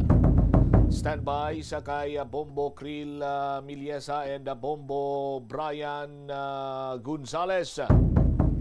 Check naton ang pinakauli sini nga mga impormasyon may kantanan sa pag-utas sang kaugalingon sini ang kabuhi sa isa kay estudyante sa siyudad sang Pasig. Sa sulod pa mismo sang isa iya ka simbahan. Ano ang dugang sini nga mga natipon nga impormasyon sa Bombo News Team sa ila sini nga pagpanghusisa. Check ta si Bombo Krill Miliasa. Bombo Krill sa report. Please go ahead. Dead on arrival na Bombo Champ na sanggindala na sa hospital ang isa ka college student. Naging utas ang iya kabuhi paagi sa pagtiro sa iya nga kaugalingod sa sulod mismo sa simbahan sa nga Pasig City. Sa interview sa nga Bombo Radio kay alias Nato, nakasaksi ini kag nakabati sang lupok sang insidente Bombo Champ. Iya ginpahayag nga pasado alas 7 sang aga kaina nag-walking ini siya sa area sang simbahan tungod nga malapit lang bala ini ang iya nga balay kaga natalupangdan niya na may isa ka soserito ang nanaog sa tricycle kag nagsulod sa simbahan. Suno sa saksi walang nagdugay o tira lang ka minutos nakabati ini siya sa nga lupok. Abi sa nga saksi Bombo Champ nga may naglagpok lang or may nahulog lang sa sulod ka simbahan nga given nga sarado ang simbahan so naga-echo ini kung may lagpok o kung may mahulog man dira sa sulod kag didto niya ginlingling ang kung ano ang natabo dito sa sulod kag una niya nga nakita Bombo Champ ang siki sang lalaki ang ara na naka tiil sang lalaki Bombo Krill. Bombo Champ. Suno sa saksi sang pagkabati niya sang ang isa ka lupok Bombo Champ, nagilingling ini siya sa sulod sang simbahan kay sarado na ang simbahan, isa lang ang open. Kay natapos na ang misa mga pasado alas 6 aga. So wala na sang misa kagina mga alas 7 Bombo Champ. Kagi open ang simbahan tungod nga gina-open lang ini kung sino ang gusto mga muyo, sino ang magsulod dito. Pag sulod niya, pag after sang lupok Bombo Champ, nagsulod siya dito, ginlingling niya ang natabo. Kan dito niya na nakita nga ang lalaki or ang sultirito nga bag-o lang sulod, nakabatang na sa may salog kag wala na ini sang kabuhi suno sa iya. Kay makita dito nga puno na sang dugo ang salog kag makita man nga ginakaptan niya pa ini ang posel nga gingamit niya sa pagtiro sa iyang kaugalingon. Kag dito makita sa area nga dito ang iya nga mga bag, may nakasuksok pa ini siya Bombo Champ sang t-shirt, uniform t-shirt nila kag naka-ID. Kag dito man naging pahayag sang saksi nga isa lang kalupok ang iya nga nabatian kag gilayon ini siya na ngayo sang bulig sa mga kaiping or sa mga palibot dito sa lugar o para magtawag sang otoridad kay amo na ang natabo. Yari bala ipabati naton ang pahayag ni alias nato ang nakasaksi sang insidente. Nagalakat-lakat ko palibot sa simbahan. Pag-abot ko dira sa site sa may kay Santa Francisco Basisi nga estatwa, nagpropungko ko dira dito sa kilid. Kag nagapahuay-huay, way lagi nagdugay, pagbalikit ko di sa entrance ayon, may nanaog nga isa ka solterito sa tricycle sa Rubing. Way ko man gitmain to, sige lang akon to nga propungko, way gani kalabot 5 minutes, may naglupok. O kung nabatian ko sa sulod ka simbahan, abi ko lang may nahulog o kung ano bala ang ruludahan bala nga natumba. Once kami mahulog sa sulod ka simbahan, garanog na da sa sulod mo kay close ng simbahan. Dali-dali ko nagsulod. Pag sulod ko, nagturo ko sa side dito ayon. Nakita ko ang sapatos ka biktima nga nagalabaw, kinulbaan ko. Tapos sa main entrance ka simbahan, may nagambal to nga, may nag-suicide. Kay siguro kitaon ang sagway, open ang simbahan mo. Tapos, di ko nataranta ko bala, nagdalagan ko di sa opisina, ang tawag ko Sister Aura Landar, nga buligan ko anay kay may natabo sa simbahan. Amo to, pag panawag ko damo na dagabantay sagwa, ang mga tricycle driver, kag mga tao sa kilid, pag ginambalan ko, hindi ani kita magsulod, kay close ang simbahan, kay matawag kita pulis. Nagsulod si Sister Aura, gilantaw ni dito, tapos amo to, burubahay nag-abot ang rescue, diri halin sa may fire, dapit. Kag gin-rescue nila, gindala sa hospital, amo na to ang natabo. Pero nakasulod ka pa sir sa simbahan? Yes, nakasulod gid ako sa simbahan. Nagabatang na siya. Oo. Pero why gid ko nagpalapit kay nakahadlukan ko kay may dugo na ako nakita mo. Di nagdalagan ko di sa opisina kag gintawag si Sister Aura nga buligan ko kay may natabo sa sulod sing simbahan. Amo lang ito nga akon nga nabalaan. Ang kadto ka mga pulis nakita doon nga may armas to sa kilid na. Kay nagpalapit na ako doon kay ara naton kapulisan kag ginsekyar nilang area kung ano pagid ang dala. Di napastar ang armas sir sa kilid or ginakaptan panisang way na ko nakakita kay pagsulod ko to ginakwat na nila ginbutang sa stretcher mo. Way na ko kabalo kundi na yon ang naplastar ang pusel. Ano pagid sir ang iban nga mga gamit nga nakita mo dito sa dito nakita gid plastar sang mga pulis naton. Ang bag na may cellphone nga duwa kag may suicide note dito pero way kipiya kabasa kung ano ang konda dito kay ginhimos na sang aton suko kag mga kapulisan ang mga ebidensya kon ang mga mga things nga nadala. So pira kalupok ang mga batian kagina? Isa lang gid. Kilala mo di personally sir? Actually hindi ko nakilala. Oo. Sa pagbanta mo sir nga di panianay ang biktima sir di sa kinuta siya kabuhi kay syempre ang choice of yung simbahan pa sir mo. Hindi lang naton mabalaan kay pagpanaog na way ganit 5 minutes may naglupok na. tiway na to nabalaan kay pagkakita ko yan nagabatang na siya mo. Kaurayad na siya dito. So, sir, nakita mo sa nga nanaog pa sa tricycle, ano ang mabang aura niyo, emotion? Why ko man mind kay natural kay damo kay may manugsulod nga patay abi ko kun makadto lang mahulat siyang lubong sa takna nga alas 10 why ko man to siya ginmind pendabatian ko lang paglupok nagsulod na kuya kay lain gid nga paglagpok sa sulod ka simbahan mo. Sige. Sir, okay. Ato nabatian na Bombo Champ ang pahayag ni alias nato ang nakasaksi sa insidente. Ginkilala ini or sa ato nga pagpangusisa ginkilala ini nga biktima Bombo Champ kay alias Kenneth, 21 years old, isa ka college student diri sa isa ka eskwelahan sa Pasig City. Kaga may ginakuha nga kurso nga Bachelor of Science in Business Administration. Kaga ginpahayag man nga graduating student na ini kuntani sa sunod nga tuig Bombo Champ. All right. So ano karon ang ginalantaw nga motibo diri Bombo Grill? Aton man ginagatuan dito ang kapulisan kada sa dugang diri nga mga detalye Bombo Champ aton ipabati or pabati ang paha-report ni Bombo Brian na kaangot diri sa insidente nga natabo Bombo Champ. Okay, sige. Stand by Bombo Grill and thank you so much. Ini si Bombo Grill 27 million. And this is Bombo Radio Philippines, the #1 and most trusted source of news and information. Basta Radyo Bombo. Salamat Bombo Krill Miliesa sa imo sining report. No, may rejoin the report Madri si Bombo Brian Gonzales may kantanan sa sining suicide incident dira iya sa simbahan sa syudad sang Pasay. Sa nakakita, may ara pa kuno sa suicide note kag pusil nga na-recover aton sini kapulisan. No? Ibalon naton ano pang dugang sini nga mga detalye diri. Check tang linya ni Bombo Brian Gonzales. Bry, sa report, please go ahead. Kaangot sa report ni Bombo Krill, Bombo Champ, dead on arrival ining si alias Kenneth na nag-edad sa 22 anyos. Kagin deklarar na dead on arrival gani matapos makitaan sa pila sa toong parte sa ilang ulo padulong sa wala ng temple kumbagan. Kabuang insidente sa balong ng Pasay sa Maya, partikular na sa St. William Parish Church. Sa investigasyon, sa pag-interview sa Bombo Radio, sa aton nga kapulisan, ginapatihan nga ini ang ikaduhan na nga attempt sang biktima sa pagpanginmatay Bombo Champ.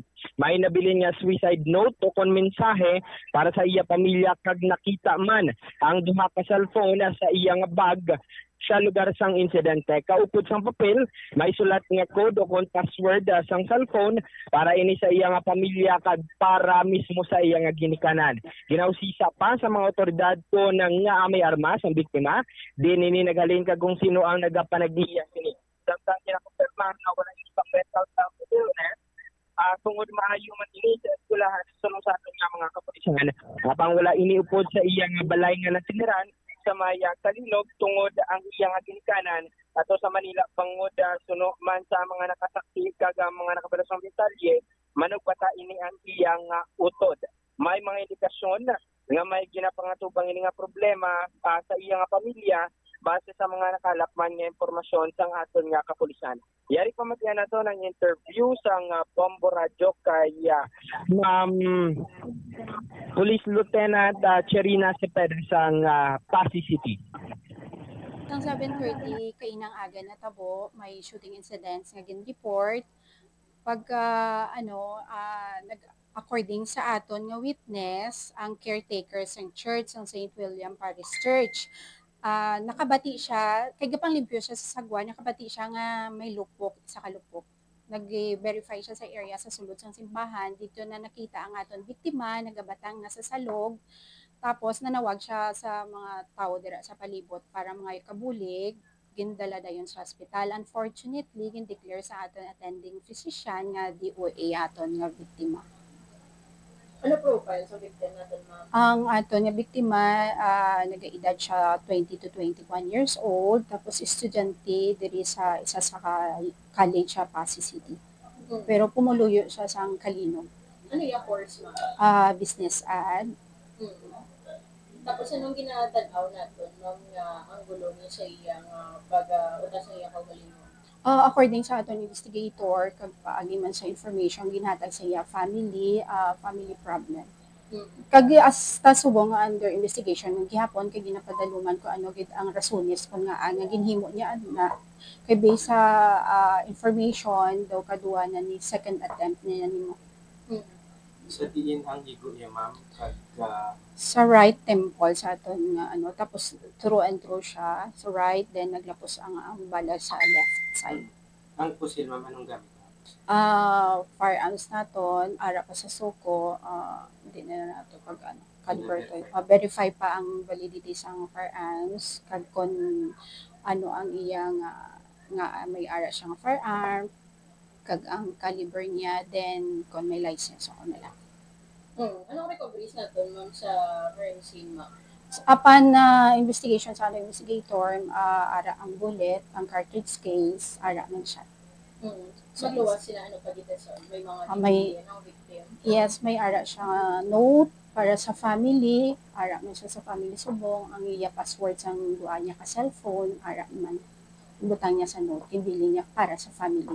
That's why nga gin-turn over sang aton nga investigator ang note dito. Magluwas sa pin sang phones, ano pa gid ang content ni sang iyang ano, mamaya may kapangayo sa pasaylo or ano sa iyang pamilya? Yes, ma'am, may ara personal note para sa iyang family, especially sa iya parents kay upon investigation nabala namon nga ang nanay niya kag ang iba niya siblings dito sa Manila. So bali isa lang siya diri nag-star sa Kalinog. Tapos relative siya ma'am, ano ni kalayo siya? Wala din siya sa iping balay? More or less daw estimated ang kalayuan is 500 meters away sa ila residence ng inextaran niya dito sa Kalinog. So sir, ara naman ma'am ang family niya nga nagkadto sa pagtapos sa insidente ma'am? Yes ma'am, ang iya tiyo kag tiya nagkadto dayon dito man sa area. Sa dini nga side ma'am nga tiyo kag tiya?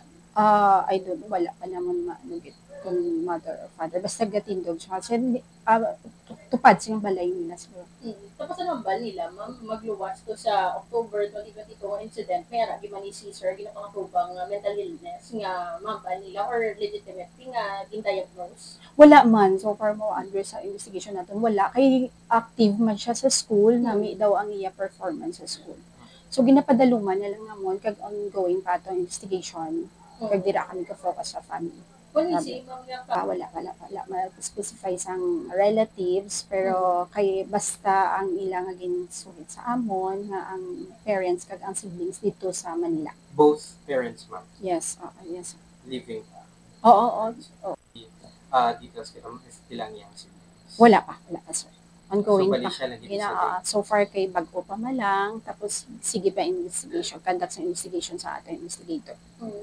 Madasig malang mo kay pagkabati sa aton witness kay balan mo aton investigator dito na nag-proceed sa hospital kay pagtawag sa aton gindala na dayon sang witness kag sang mga nagresponde dito nga pumuluyo gindala nila sa hospital ang biktima. Sige, so ano nilang subong?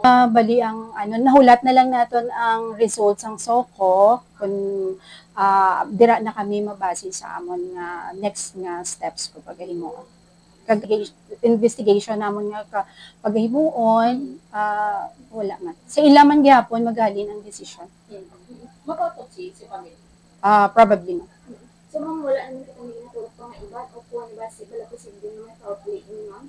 So far wala naman pero hindi nato pag i-disregard ang tanan ng mga posibilidad as long as ara ang family kag wala malang naga-complain ang aton investigation sige man gihapon hasta ma-satisfy ang family na.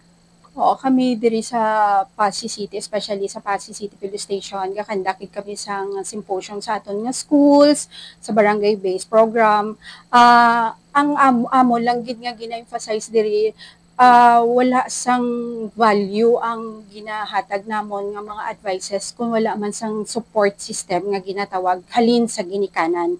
Kaya ang aton aware man kita subong kung ano ang quality sang paminsaron sa atong kabataan prone sila sa mga anxiety and depression. So, kita nga mga ginikanan, maging alerto kita sa actions, sa attitude sa aton kabataan. Time to time, constant communication with our children para maging aware kita kung ano gid bala kay may ara kita nga kabataan nga hindi man expressive sa ilang nga emotions. So, ginapanugyan namon tanan, especially diri sa Pasig City, nga kung maging attentive kita nga ginikanan, hindi lang hambal nga financially, pero especially emotionally support sa aton kabataan para malikawan naton nga matabo pagid ang insidente nga mo sini. Napatian Police Lieutenant Serena Cepeda Bombocham, Deputy Operation Officer sa Pasig City. Kagaparayon pa sa karong investigasyon ang madrumasayran ang kabubusan ng rason sa insidente kag gintingwala ton makuha ang bahin sining pamilya kag mga classmates sining biktima apang nagpanalibad ini magpa-interview Bombocham. All right. So sunod sa pulis sandig sa ilang pagpangusisa suicide ang natabo bangod man sa pila ka mga nakita o na-recover sa sulod sa simbahan malapit sa iya sining lawas. Ara ang suicide note, ang duwa ka cellphone, ginbutang or ginbilin pa ang password. Tapos sa Keronte amuning panalman pagid kun din halin ang iya sining pusil. Diin ang igo niya, Bombo Brian? May nawalang temple Bombocham lapos sa halin sa ito ang parte sa iya ulo mismo padulong sa walang temple kumbaga according sa kay Ma'am Cepeda. Kamagen bedo medyo utodoto daw. Halin sa natuo nga parte sa iyang ulo naglapos sa nawalang bahin Bombocham. Okay. So ang posible ang kanyon tuon sa malapit sa iya sining hingod-hingod rio. Ano na ding tawag dito sa kilid sa agtang. Draigin taya kung sundon ta na ang senaryo nga dira na naghikog siya pinagi sa paglutang siya sining kaugalingon. So sa tuon naglapos sa wala. Bobo Brian. Tapos ang pusel sa nagabot aton kapulisan sa dinadamping no? Ara pa ginaka actually Bombocham ang kapulisan nato iyara na lang sa mga hospital na lang nagtabto. Pero pag abot sa mga nagresponde sa crime scene mismo o na sa gintabang sa insidente, ang pusil ginakaptan pa sa biktima. All right. Okay. So ini siya taga Banwasang Kalinog. Yes, Bombocham. Roger that. All right. Sige. All right. Thank you so much, Bombo Brian Bukril. Ini si Bombo Brian Gonzalez kagikan diri sa siyudad ng Pasig. This is Bombo Radio Philippines, the number one and the most trusted source of news and information. Basta Radio, Bombo!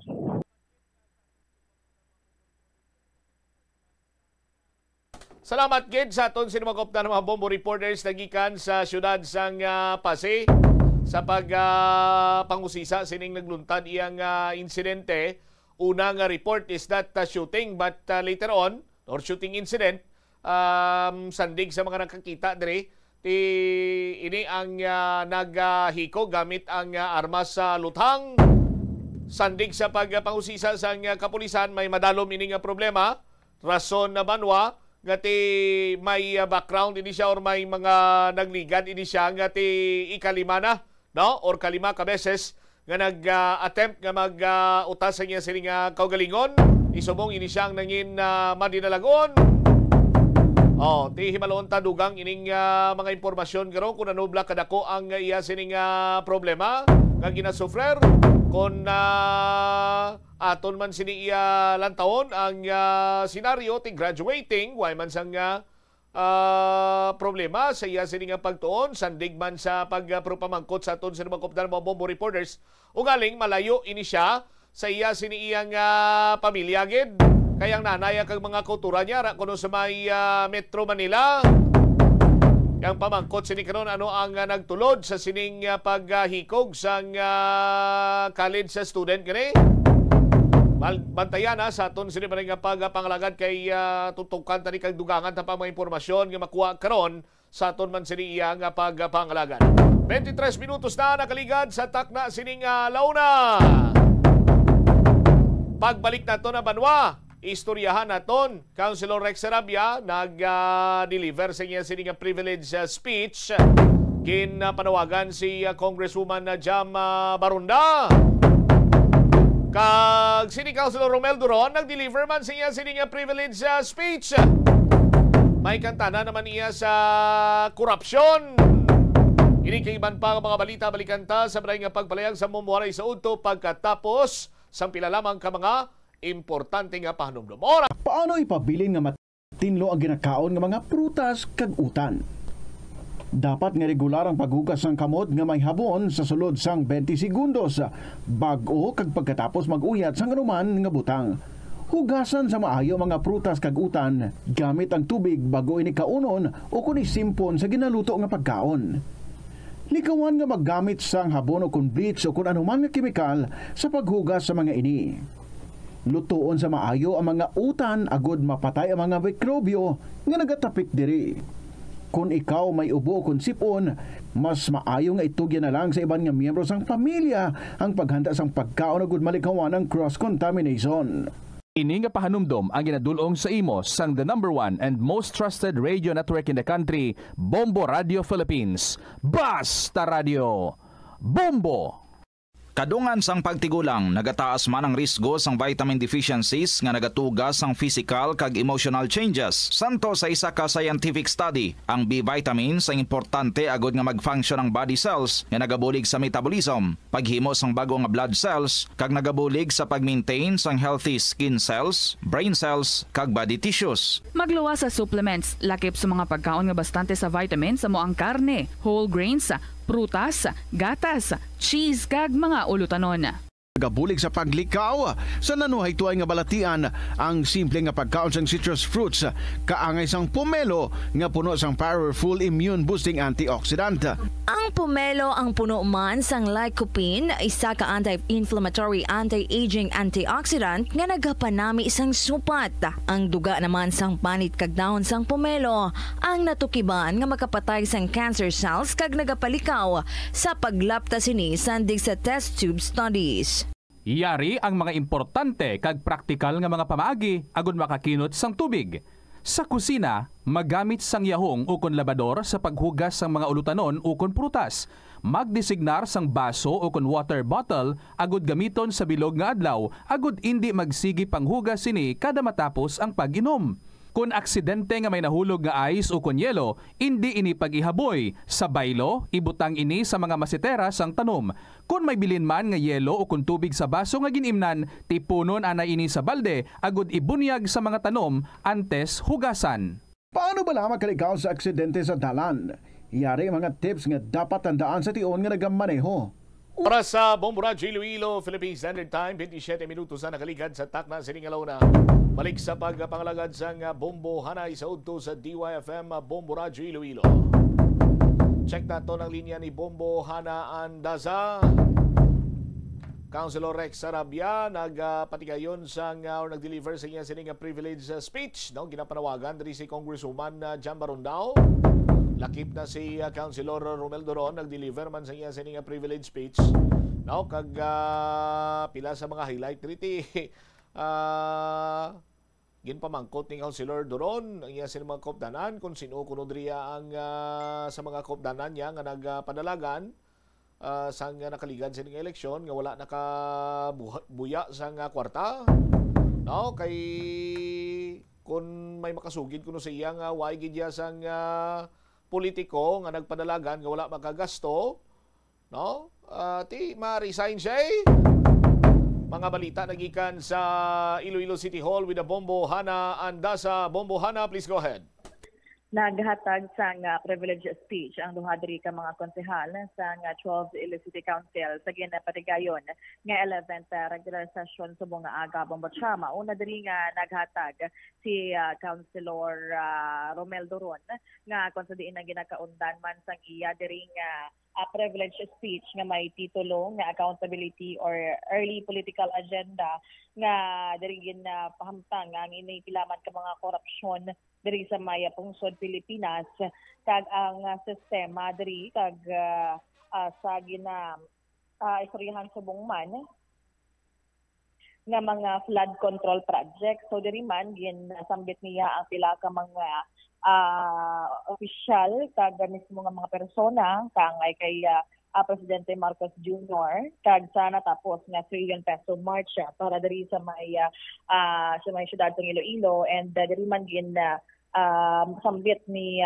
Councilor Romel Doron ang pag-implement sa comprehensive reform sa pag-promote man sa transparency, accountability kag good governance nga nagaunod sa strengthening institutions, sa pag-provide man sa anti-corruption bodies with greater independence, resources and enforcement capabilities, enhancing transparency, pag-promote ng open governance practices including digital procurement system, kag public access to government data, civic engagement, pag-encourage sa citizen participation sa governance and hold leaders accountable sa mga audit and investigations. Sa nagapadayon man pag-imbestiga diri sa mga flood control projects, naglakip man diri ang legal and policy reforms, pag-implement man sa public procurement reforms, asset disclosure laws, and transparency initiatives diri ginahatag ni Councilor Romel Doron. So although nga tiyang ining copy sang iyang privilege speech nga ginapanagtag beforehand, medyo wala man ini sunod ni Councilor Romel Doron kay tinag pang-tukso man ini sang pila ka mga tawo kag lakip na diri sang ginapamangkot ang iyang kaupdanan kasi ang korupsyon diri ang ginaistoryahan kon sino ang sa ila ang nagdaog nga tiwala sang nakapagwa sang kwarta o kun wala nakapanghatag sang kwarta sa mga pumuluyo o kun ginalikawan man nga maghambal mismo directly ang vote buying, but dun sino lang ako sa ila ang wala pero nakapagwa sang kwarta sang eleksyon nga nagresulta man sang pagkadaog sang iban man nga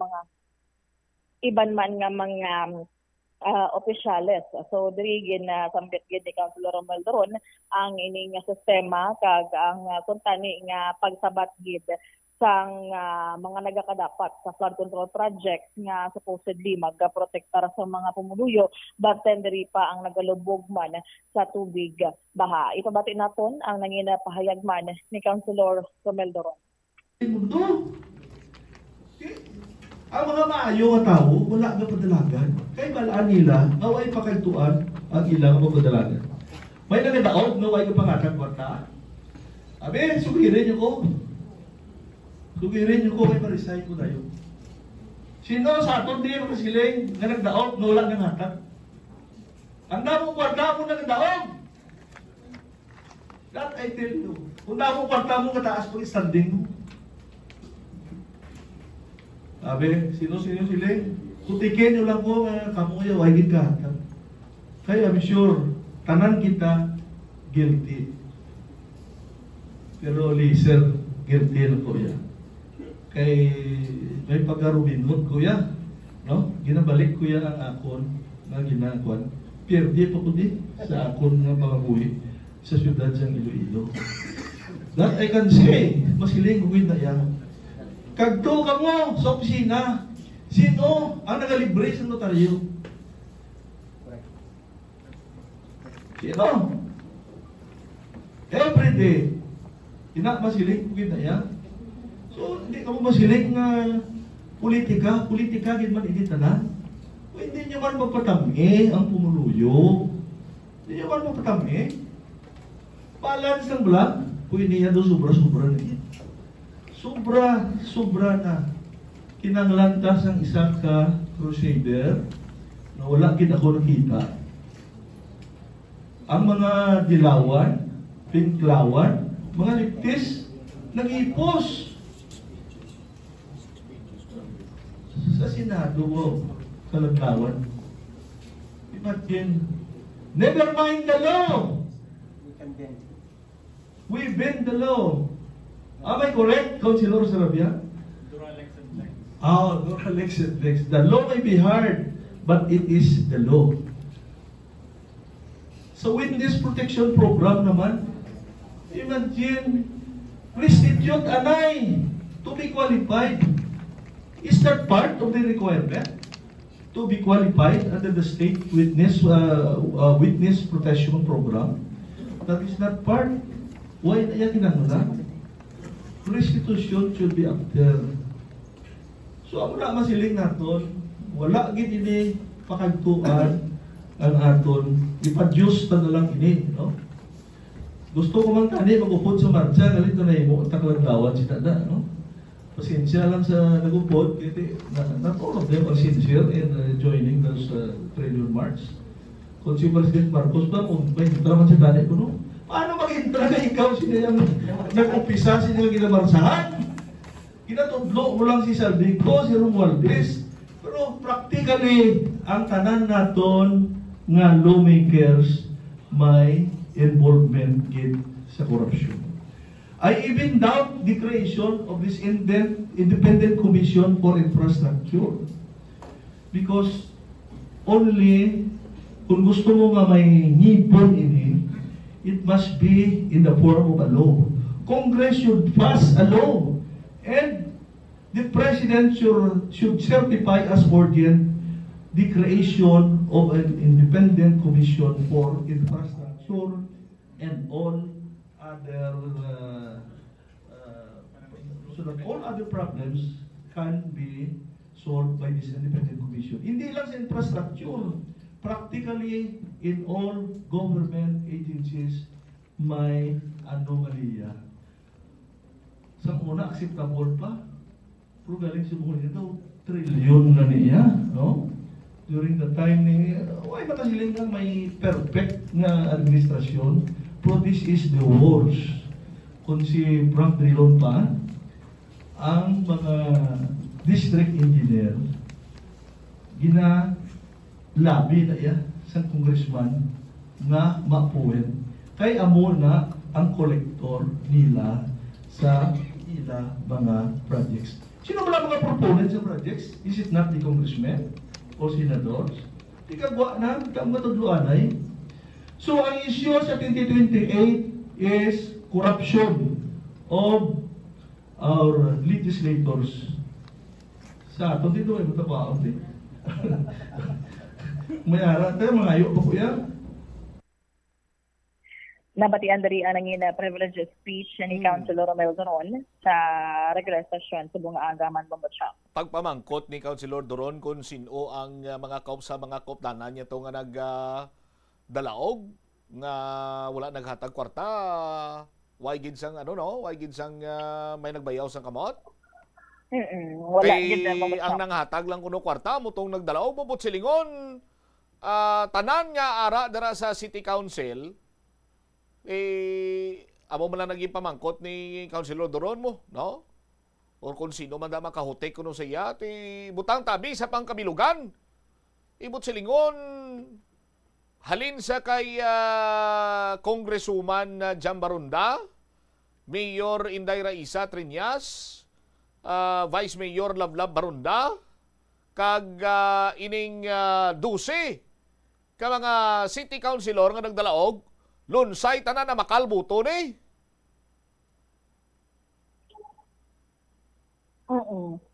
Ina kung sundon naton ang ginpayag ni Councilor Romel Doron, lakip na siya. Na makal sila kalibuto, so vote buying ina. And vote buying, ginakabig na ito nga krimen. Nagalapas sina sa aton sining layi, sa aton sining election omnibus code bumbuhana. No? Anong matabo sini sa ila? Kay ginando do kasubong, nag-agree sila sa kay Councilor Romel Doron nga may ara sang direkta nga pag-ako nga nang hatag. Pero di bala sang chimpo sang eleksyon gin-qualify na sang COMELEC nga ti kung ano man dira iya, regalo, hatag, hilabi na kung may ginhatag ka nga kwarta, that is considered as vote buying, di ba bumbuhan na? Oh. O galing ano to man, why ko makatch up mayo, galing ano to nga balik ang si Romel Doron man, ang kinalain niya lang kuno iya, kay Robin Hood siya. Ginabalik niya to, anong ginabalik niya kuno? Why ko makatch up yun Oo. Actually niya ko no, example sa iya kay ginabalik niya ko no, next ni nga hatag nga pahayag. Sino bala ang nagahatag sang libreng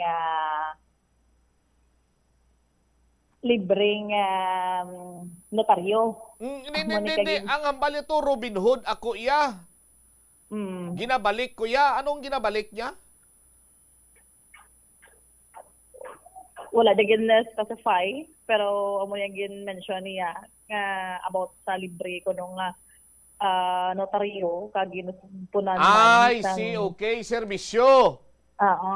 Oh, kay balan mo, kung maghambal ka nga Robin Hood, si Robin Hood to, kawatan to bumbuhan na. Pero ang ginapangawat ni Robin Hood, ginabalik niya sa pumuluyo. Ina kon Robin Hood ang aton sini nga pagaistoryahan. Bumbuhan. Hindi ba? Ti sa Senado may Robin Hood banda?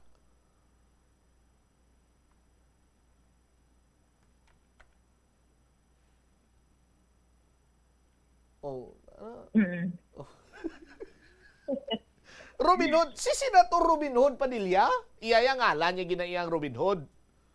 Oh. Amula na doon na lamho man ko sa kay Kagawad Romel Doron sa iya siningagin hambal nga may nagdaog bala diri nga wala naghatag kwarta. Ang damo kwarta lang mong nagadaog. Oh, kung damo ka kuno kwarta, gataas pa estado mo. Galing ang kinalain niya kay Robin Hood sa iya, ginabalik kaya kuno. Tiyan mo na, kanto sa opisina niya, sino kuno nagalibre notaryo, o ti kabahin ina sang serbisyo publiko, kag di bala santuana, amo man ang kampanya niya, nga kung siya magdaog, ti libre notaryo, amo siya mong santo, no? Hasta sa uli nga nalabutan na diri ang mga never mind the law, mga the law may be harsh, but it is still the law, dura lex and lex, no? Tapos hasta nga nagkanto sa may mga nagmarcha mo nang away sa nagupod kay do karadlawan ko no. Kag waay na sang pakantuan. Ining mga pag-imbestigar. Naturalmente nga wala sang pakantuan. Ako nag-agree ako dira sa kay Councilor Romel Doron nga away na sang pakantuan kay tagsa-tagsa sa ila may kausa kag may interest. So singgitan lang nga singgitan ang pumuluyo nga ginhimo kapital sining mga politiko, no? Nga nagpati man kang nagbuto sa sining mga politiko, no? Nagbaton man sang kwarta sa mga politiko, tapos singgitan nga pahalinon, hustisya tanan-tanan na lang sa aton sining mga kabumbo, no? Ti way man gyapon sang pakantuan sini banwa.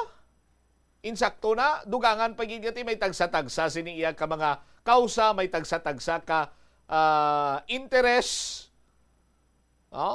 Ti amo gani na nga ti mayara kita sang nabatian siniiya nga we can bend the law or we bend the law. Amo siniya mo santo, no? Tapos gina-question pa anong mas mataas ang aton sini nga layi o kon ang tinaga sang Ginoo kag pumuluyo sus Maria kag Josep. Naglibog na ginang ulo ko. Ti definitely why sang pagkantuan kay may mga samong-samong, ining mga samong-samong, no? Ara sila dira para torsihon magpaguba-guba sa mga tinutuyo, no? Nga kuntani mahatagan sang hustisya, mapasabat ining may mga kasalanan sa pagpalapaw sang kwarta sang pundo sang gobyerno, may mga samong-samong bangod nga may mga hidden agenda man sila, may mga kaugalingon sila nga kausa kag interes. Ti paano naton ina karon mapanabat, mapasabat, mapapriso, manginihimplo, ining mga ginakusaran, kung tagsa-tagsa sini may lain-lain sini iya nga interes. Kung tani, nag-unite. Ini sila sa isa lamang ka interes, pasabton, or may dapat manabat. No? Nga mga tao, or politiko, or opisyal sa gobyerno, nga ti sa likod, sang pagsaipon, pagpalapaw, sang kwarta sang gobyerno, amo tani na. Kanon mo kay, lain man to yung ginapakigbato sang isa, lain man ang ginapakigbato sang isa, ti lapuyot dugangan pagid sang mga samong-samong ginaparikot niya pagid ang sitwasyon, ti kunti. Why na tsansa? Subong, daw makaduwa ko na ni kabes or beses, nga napamatud-an ang statement ni Mayor Vico Soto nga nagpaandam siya sadtong nangin guest ini siya sa Congress balato nga nagakadapat mangin mahinalungon ang tagsa-tagsa sa aton, no? Hindi kita magpadala-dala sa pagpalikaw-likaw, labugay sang mga statement. Pero that time ang ginatumod to ni Mayor Vico Soto, amo ning mga tawo nga ginahusisa. Pero this time, nagpati ako sa iya, sa aton sinima kabombo, pero hindi na iya sa ginatumod niya nga mga tawo nga involved sa sining kontrobersiya or sa sining issue, kunti ang mga tao nga nagapungko, nga nagahusisa kuno abi, para iya nga matumod kung sino giman ang mga tao man sa likod, sining pinakadako nga isyu kontrobersiya karon pagpalapaw sa kwarta sang pumuluyo, Bomboana. Sakto gid si Mayor Vico. Lain lang galing ang mga taong ginatumod niya. Amo man gani Bomod Sham ang nangin punto man sa pila ka bahin, sa bahin nga ginpabati naton diri ni Councilor Romel Doron nga kumbaga daw wala ini sang salig sa mga nag-imbestiga subong, and supposedly may mga independent body gid nga mag-investigate kit isin o bala ang nagapasar sang layi, and sin o bala ang mga nangin-implement mismo sa mga flood control projects nga subong ang gina-imbestigahan, kundi mismo sila man Bombo Cham ang nasambit ni Councilor Romel Doron, and overall nga diri nga patigayon sa nga so yun pa sumuha at iban pa man nga all about the call sa ining transparency kag pagpanabat mismo sa mga government officials nga involved sa anomalya kag mga ginatawag man nga pagkatrisang budget and overall nga pagpadayon, paubra sa mga flood control projects not only sa Ciudad ng Iloilo but overall pong sa Pilipinas, Bombo Sham. Sa dugang man nga naghatag sang privilege of speech sa tiyak na bahin si Councilor Rex Marcos Sarabia, ang iya diri nga titulo ang When the Cat is Away, the Mice Will Play. Absence of laws enables corruption. Kay supposedly, kagina ang maghahatag na ito isang privilege speech nga una si Councilor Sarabia, but then late ini sa pila ka minutos lumamot siyam. So, temporary naging recess gani ang session kay ulihiman nga nag-abot rin si Councilor Romel Doron, but dugay-dugay ada mga 1 to 2 minutes ginabitahan man kay yara man si Councilor Romel Doron bilang assistant sa majority floor leader. So paghatag rin sang privilege of speech ni Councilor Rex Marcos Sarabia, ang gin-mentionar man diyan ni si Congresswoman Jam Baronda ang mapamatian sa makalapot ang iyang mensahe sa Congresswoman na since nga ang national laws diri ang may mga kasablagan kaangay sa na-mention last time sa resulta sa third Quad Committee hearing with the Waterways Project Reason Iloilo City Council nakit-an nga hindi na kilanglan sang ECC environmental coverage man diri kag ang drigin na mention gid ni Councilor Sarabia nga may kasablagan kag kakulangan ang national laws sa suway nga kadamo na sang mga proyekto nga na pahuman diri man sa may sa Iloilo ini makasabat man ang DNR and DPWH Region 6 with Quadcom hearing last time nga ano bala ang essence ang by-facing na paghuman o kon multi-year nga pag budget kag pag-ubra mismo sang proyekto. So dili ginawat niya ang mga possible ghost project and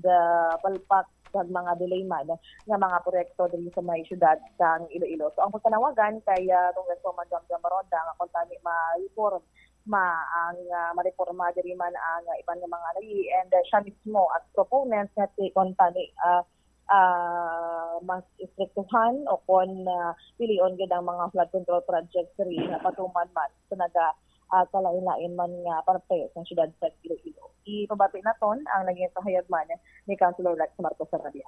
Enables corruption. When the cat is away, the mice will play. Which is why I will take this opportunity to manifest my message to Congresswoman Jam Baronda.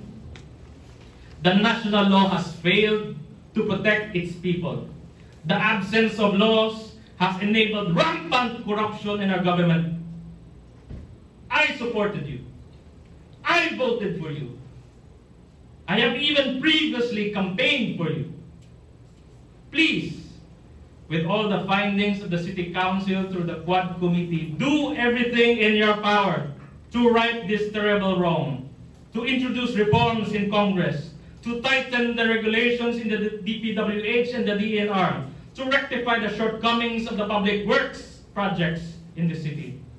As clarified by the DPWH and the DNR, we, the Ilonggo people, are at utter bare mercy of the 10-worded phrases you insert in the General Appropriations Act. We are at the mercy of your actions, or emphatically, inactions. Of course, this message is also applicable to Uswag Ilonggo party list. Because what is clear to me, ladies and gentlemen, Congress as an institution has failed us. Our national laws have failed us. Our national government agencies, with their loose administrative circulars, have failed us. This is a systemic ill that is rotten to the core, with no safeguards or handrails to ensure the safety of the people. However, I do not wish to end this speech on a bitter note. The Iloilo City Government is empowered under the Local Government Code under Section 25, 26, 27, and 524, which requires the coordination of the national government agencies as to the implementations of projects in our city. However, regrettably, this provision is not self-executing, and national government agencies always try to bypass. If Congress and the national government has failed us, we are still empowered, though limited, in our own way, to hold the line for the Ilonggo people. We can pass ordinances to check and safeguard the people from certain perils and to ensure regulation and accountability within our territorial jurisdiction. Hence, I call to action all my colleagues in this august body. In today's session, I will make a corollary motion to the committee report on the proposed ordinance mandating the coordination of the national government with the Iloilo City government for the implementation of projects within our city. I implore your support and wisdom in passing the ordinance. May we achieve a milestone today, and may the Ilonggo people prevail once again. We may now proceed to the items. Nabatian dari Bombo Cham ang Sino kuno nag-fail sa ano itong mga panglawag ni Councilor Rex? Who failed us? Saan na sinuto ko, no? Ang Congress ay national law. Congress, ang, national law. National government. Oh. Sa mga agencies, of course, nga patuman or involved sa ining mga flood control projects, Bombo Cham. Bali, subong lang din natalupangdan kiti do subong lang gid naglinupok mo pero previously damo na nin nagkalanabo. Anyway, ano tong ordinance nga ginapasar ni Councilor Rex? Diri sa may agin na pasar ni Yaman, kaangot man diri sa motion sa sa national government agency kay isang kagina may mention kag gindalaman ini nga resolution sa may regular session Bombo Cham and ang national government agency nga may coordination diri sa may bahin sa local government unit at daw giliwat pa nga revive diri ang pagpanawagan nila mismo sa local government unit and sa mga national government agencies na magpatigayon sa coordinations and all isa magpatuman sa mga flood control projects and kabay pa nga ang ila diri nga ginahinyo nga masabat na ang tanan nga mga pamangkotanon regarding with the flood control project diri man sa may syudad sa Iloilo. All right, sige. All right, thank you again, Bombohana. Balita nagikan sa Iloilo City Hall ini si Bombohana Mendoza Andasa and this is Bombo Radio Philippines, the #1 and most trusted source of news and information. Basta Radio, Bombo. Dere mabit ang report ni Bombohana Andasa. So, kanamo sa ngin panglawag ni Councilor Rex Sarabia. Ang iban di ko lang makatch up kay grabe kadasig barak lang babi ni Councilor Rex but may mga point siya nga gusto ipakigbato, no? Kag ginpanawagan niya pagani si Congresswoman Jam ngati magbalay sa mga pagsulundan nga makaiuna ni ang mga proseso, no? Sa pag hatag sa mga proyekto abi sa aton sinima Kabombo. Pero may clip ako bala, may video clip ako nga ipakita kang ipabati sa aton sini nga mga Kabombo. Ining video clip during ni sa deliberations ang budget. No? Gin-question ini or nag-abstain diri si kamanggagawa party list representative Eli San Fernando kay may mga punto siya nga gin-raise diri banwa, no? Sa aton sini nga mga kuturan. Ari bala pamatian taw. The schedule was given to us only this day. All those in favor, please raise your hand.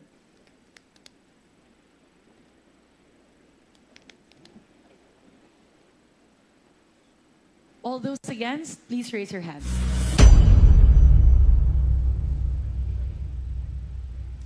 I objected to the motion to approve the schedule because the schedule was given to us only this day, and pertinent documents pertaining to what we are discussing ngayon lang po binigay.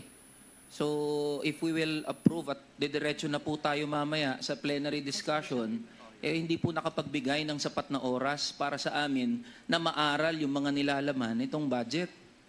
And it will put in jeopardy yung quality of interpellation and debate later on. That is why we are asking, sana, na kahit isang araw man lang na mapagbigyan, na ma-move yung schedule. Para sa gayon, mapag-aralan din muna namin, kasama na rin ng mga staff namin, kasi uutay-utayan din po namin itong mga nilalaman ng budget. And I believe in the spirit of transparency and accountability and in line with the pronouncement of the President na gusto niya na maging transparent itong budget natin at talagang mautay-utay, maipakita natin sa mga mamamayang Pilipino na talagang seryoso tayo, na isa-isahin yung mga nakasulat dyan na budget Yun po ang inihiling namin. But then again, the majority has already decided upon the motion, we will reserve the right to interpellate sa plenary. Kasi we are answerable to the Filipino people, to the constituents, sa mga manggagawa at ordinaryong Pilipino patungkol sa nilalaman ng budget. That's all, Madam Chair. Thank you po. Tara na. Deri wabit sa aton sini mga kabumbo. Ti anong connect ni sa kay Councilor Rex Sarabia abi sa aton sini nga mga kabumbo. Kung lang taon naton ang mga national agencies, national offices, they did not fail us. Councilor Rex Sarabia, I beg to disagree with you. No? Ang nag-fail sa aton, amo ang mga tawo nga tiyara sa majority. And gina-refer ko, just like sa hambal ni Representative Eli San Fernando, nga ginaistoryahan nila tong budget. Ang budget, ang schedule sa pag-approve to, dali-dali lang sila, bisan isa lang kadlaw ginapangayo, gani nila. Tigaling kiti, the majority has already decided, kag pila lang sila dira, ka mga miyembro sang House of Representatives, ang luyag anay husisaon ini, ang nagapaminsar anay hindi kay miyembro sang approve without thinking committee, amo kung tani ni sila ang dapat naton padamuon nga miyembro sang House of Representatives. Sa aton sini mga kuturan. Tiangwa iya sini karon banwa kay kumo majority sila kag nakadesider na sila. May mga pagpanghusisa gid man abi pero sa malipot nga pulong hindi na nila ya matayog kung ano tong una nga ginkasugtan. Mauyog lang nila pero hindi na nila matayog. Butsilingon nga good as approved na. No? So dito nagaumpisa sa aton siniiyang nga mga legislators nga nagahimo sining layi. And I do agree with the Councilor Rex Sarabia nga ginahangkat niya si Congresswoman Jam para nga mag-interpellate, trabaho sa member sa House sa pag-usisa sa mga budget gani para nga maprotehiran. Eksakto ina. Councilor Sarabia, sir. No? Sa aton sini nga mga kabumbo. Kag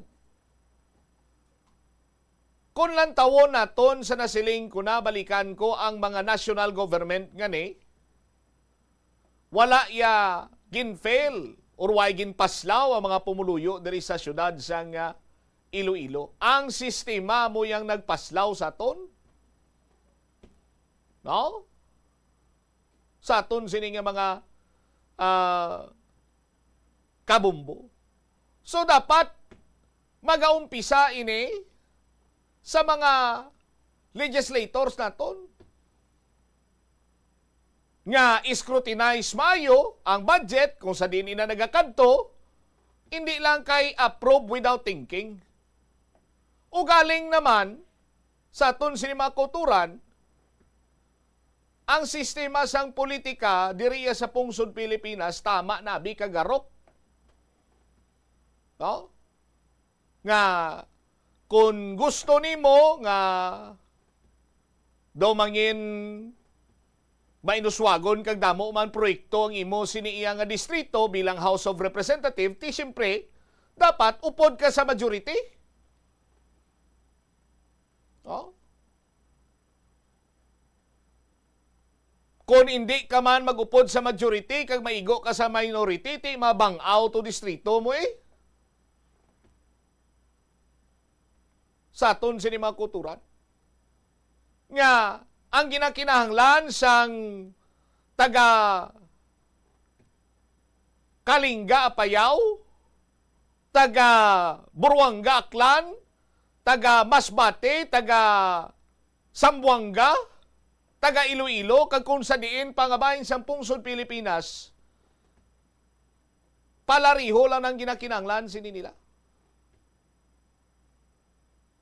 nga mangin mainuswagon ang ila sini nga tagsa iya ka lugar. Wala ginabaha or kung ginabaha man nagasubside dayon bangod sa mga eksakto kag hindi baldog nga mga proyekto, particularmente flood control project, amo sina.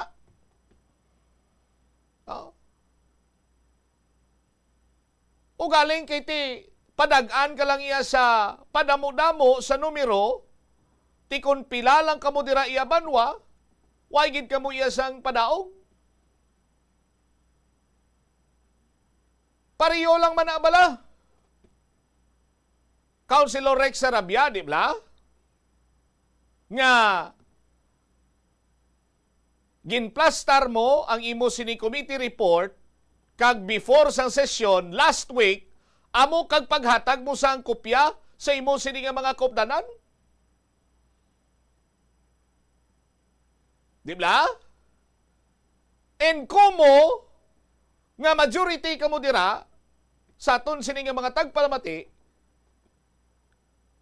nangin Ili San Fernando si Councilor Shin nga may pila siya ka mga palamangkutanon kag dapat i-clarify tinamo na dayon sang mga pagpangudal nga ginhimo para lamang hindi mahatagan sang atong notes of stenographic notes, copies ng stenographic notes, transcripts ng stenographic notes. Hasta nga ti nagkadto sa gintudlo sa SP Secretariat, no? Nga pwede man to kakwa, tapos si SP Secretariat nagpamalibad nga dapat kung mangayo ka sa committee report, malisensya ka na, makuha ka sang approval from the chairman. Kag last time I've heard sa aton sin mga kabombo, even nga na-post iniya sa social media account ni Councilor Rex Sarabia, ang hambal niya, sige tiway man kuya hambal nga hindi sila pwede kapangayo sa notes sa mas maiguro ba sa ahon ko lang, no? Diba si maglayo pabala karon sa patad?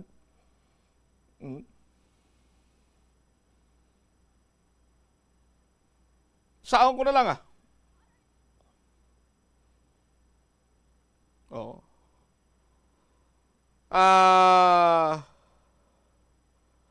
hambali sa pagkamatod, wala ako sang gahom o kon poder nga magdumili kay Councilor Mabilog sa pagkuha sa mga nasambit nga mga dokumento. Yara inatanan sa jurisdiksyon sa Sangguniang Panglungsod Sekretariat nga nagaidalom sa poder ni Vice Mayor Barunda bangod sila ang nagakapot sa mga records. Last time, di ba lagi na pangayo ng hambal sa SP Secretariat nga dapat may approval or may request letter or whatsoever or pahanugot nimo in general nga antes pa man mahatagan si Councilor Shin sang kopya sang ginapangayo yung mga dokumento tapos subong ara naman ang authority sa kay Vice Mayor Lab. Tita ni, why na kamo to naghadol? Why nyo na to ginistoryahan? Hindi ba? Sa aton sini nga mga kabumbo, diya mo sina. Para nga hindi mo ma-realize in the near future nga ba si ikaw, isa sa mga legislator nga nag-fail sa mga taga-syudad sang Iloilo, sa aton sini mga kabumbo. Ti dapat open ka man kung tani, kag hatagan mo sang kay gayunan nga mas scrutinize ang imo sining committee report, just like sang ginatawag sini Banwa iyang hindi pwede makahatag sang update ang mga experts from UP Diliman sa ila sining study sa hydrologic and flood susceptibility sang syudad. No? Hindi mapublicize ang ila sining study. Hindi sila pwede makahatag update. Kag kung magpatigayon sila sang zoning o pagpangtakos-takos to, hindi na pwede to. Hindi sila pwede kapang takos. Kay ang makapangtakos lang taga city government. Kag later on, as per information, ang result sa investigation sa Task Force Drainage, amo na lang tong basihan. Ti, mabayad pa kita 600,000 sa 3 ka expert. Sa sulod sang 4 sini ka bulan, kung limitado man lang ila sini nga panghulagon. Kag inang result bala sini nila, mahambal naton, nga ti, amo na gina ang result kag mangin balasihan naton.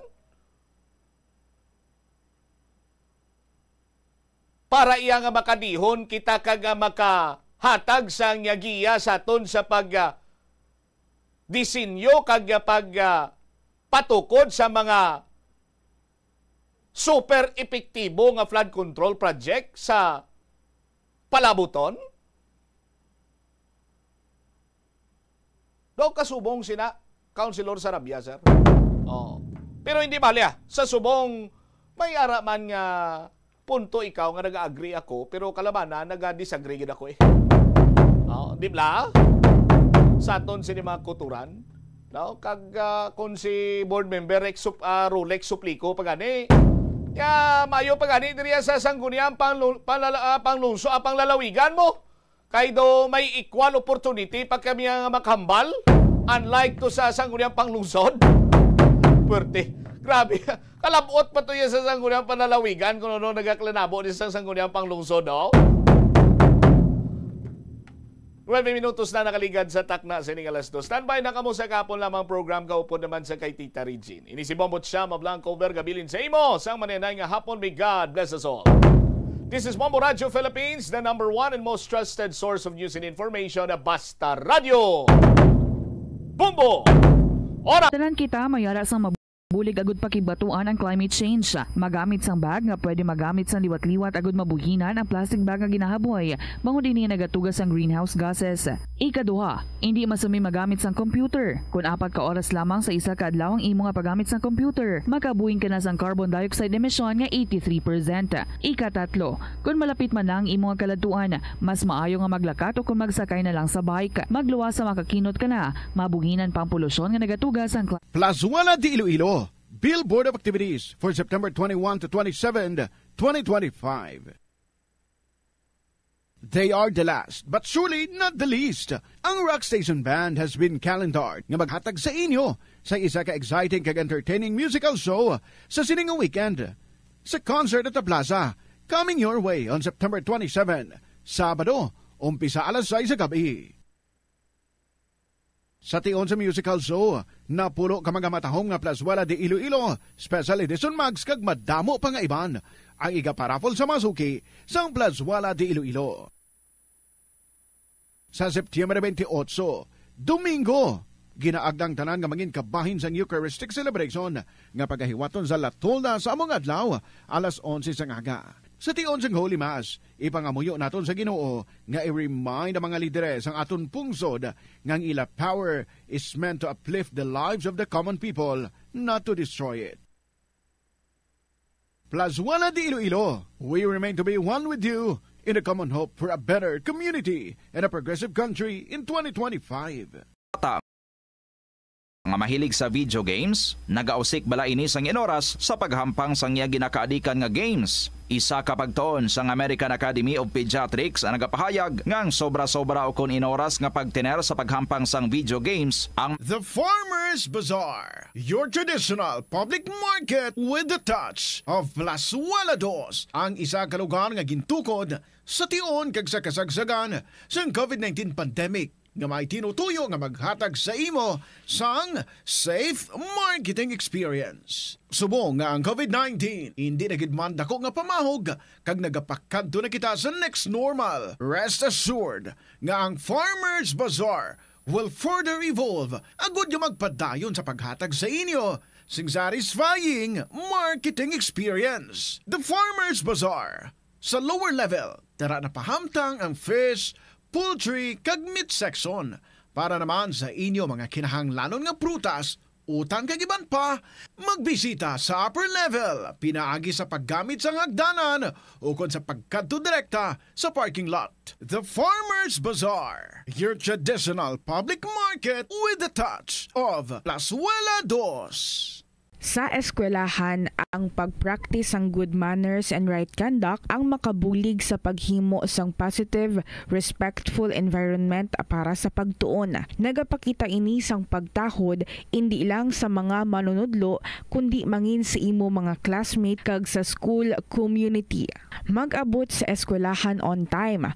Ang pag-abot sang late sa klase kag sa aktibidad ang nagapakita sang kakulang sang respeto sa oras sang iban. Magpamati sa imo maestra o kun maestro samtang nagadiscuss ang lesson kag sundon sang maayo kun may yara sang instructions. Tawgon nga ma'am o kun sir ang imo teacher o kun staff. Kun may pamangkot ibayaw ang kamot agud mahatagan ikaw sang kahigayunan nga makasabat. Maggamit sang please, thank you kag excuse me kung nagaistorya sa imo classmate o kun sino man ang imo ginaatubang. Likawan ang pagpanunlog, pagbuli o kun pagpanginsulto. Mangin maayo kag may respeto sa isig kapareho.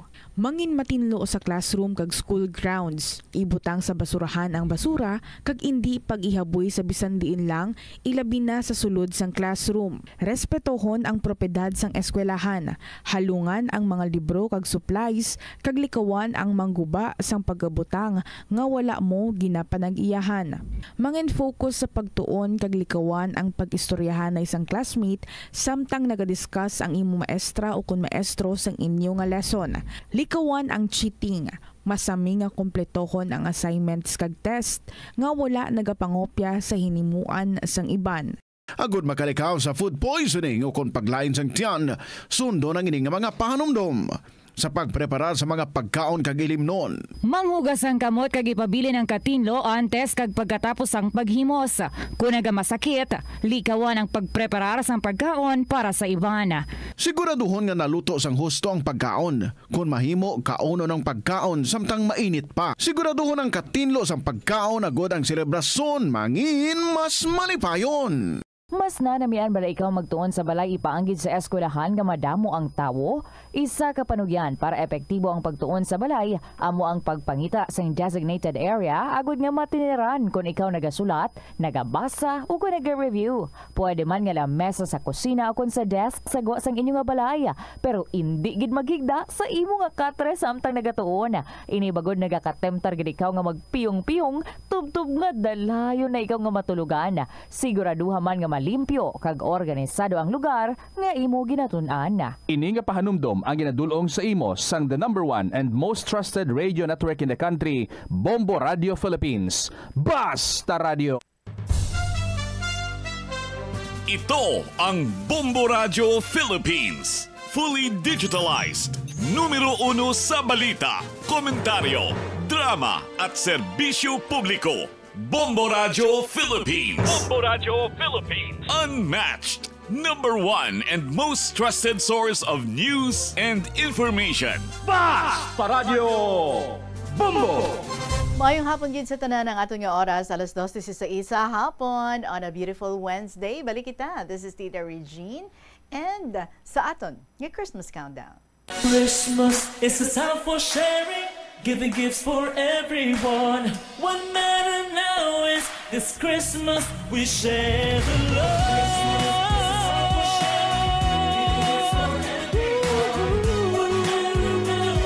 This Christmas we share the love. Giving gifts for everyone. What matters now is this Christmas we share. Yes, mga kabombo, let us share the love every day, not just on Christmas Day. 92 days to go before Christmas. And today, balik kita diri sa kahapon lamang program to give you and to continue ang pagbasa naton sang aton nga wala natapos ang sulat the last time, Tuesday or Monday, ang iya ni In B sa episode Happiness. So bantay ka mo dira ha, sa wala nakapanugod sa sining istorya I am going to give you a background or bird's eye view kung ano na ang aton nga natapos. Sa inyong mga istorya dira, paligid nga ma-email sa bombo_iloilo@bomboradio.info or isulat kag ipadala nyo lang sa kahapon lamang program DYFM, Bombo Radio Iloilo, Sky City Tower, Mapa Street, Iloilo City. Kaupo ninyo si Tita Regine and the song from Kija Velez. Ikaw na, welcome sa kahapon lamang program.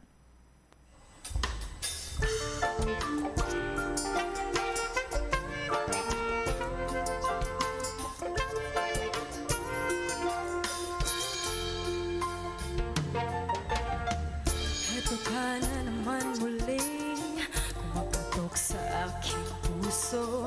Pag-ibig na kay kulito, puso tila di ka na bago. Di sa pinagkakait, maligayang minimithi. Ayoko lang masaktan ka muli at bumalik sa pagkakasawi. Eto'y abay alam mo, kita espera. Di ko razon. Eto'y abay alam mo, kay Dalia. Inspirasyon na vida. Kung cuidaw era ko, mi corazón contigo tama.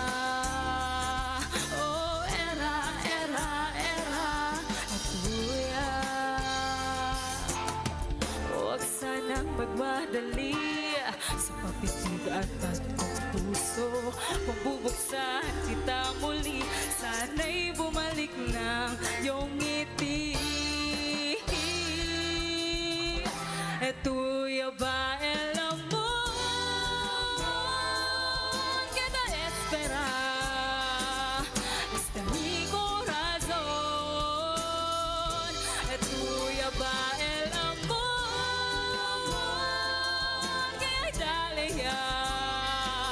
inspirasyon na vida. Kung cuidaw era con este mi corazón contigo tama. Oh, era tuya. Kung tayo na nga ba ang nakatadhana na magkasama habang buhay, walang bibitiw kahit ano pa ang hamon sa mga nagmamahalang tunay.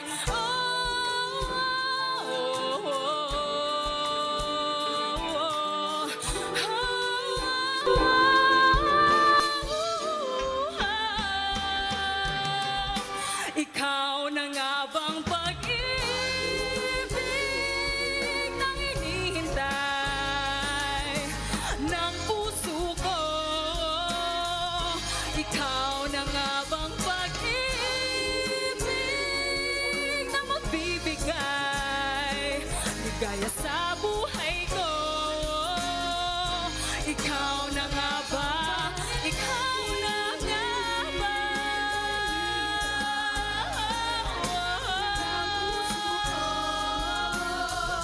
Ikaw na nga ba?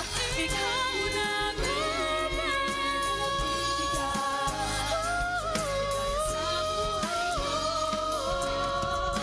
Alagaan mo sana itong puso kong nilalaan sa'yo.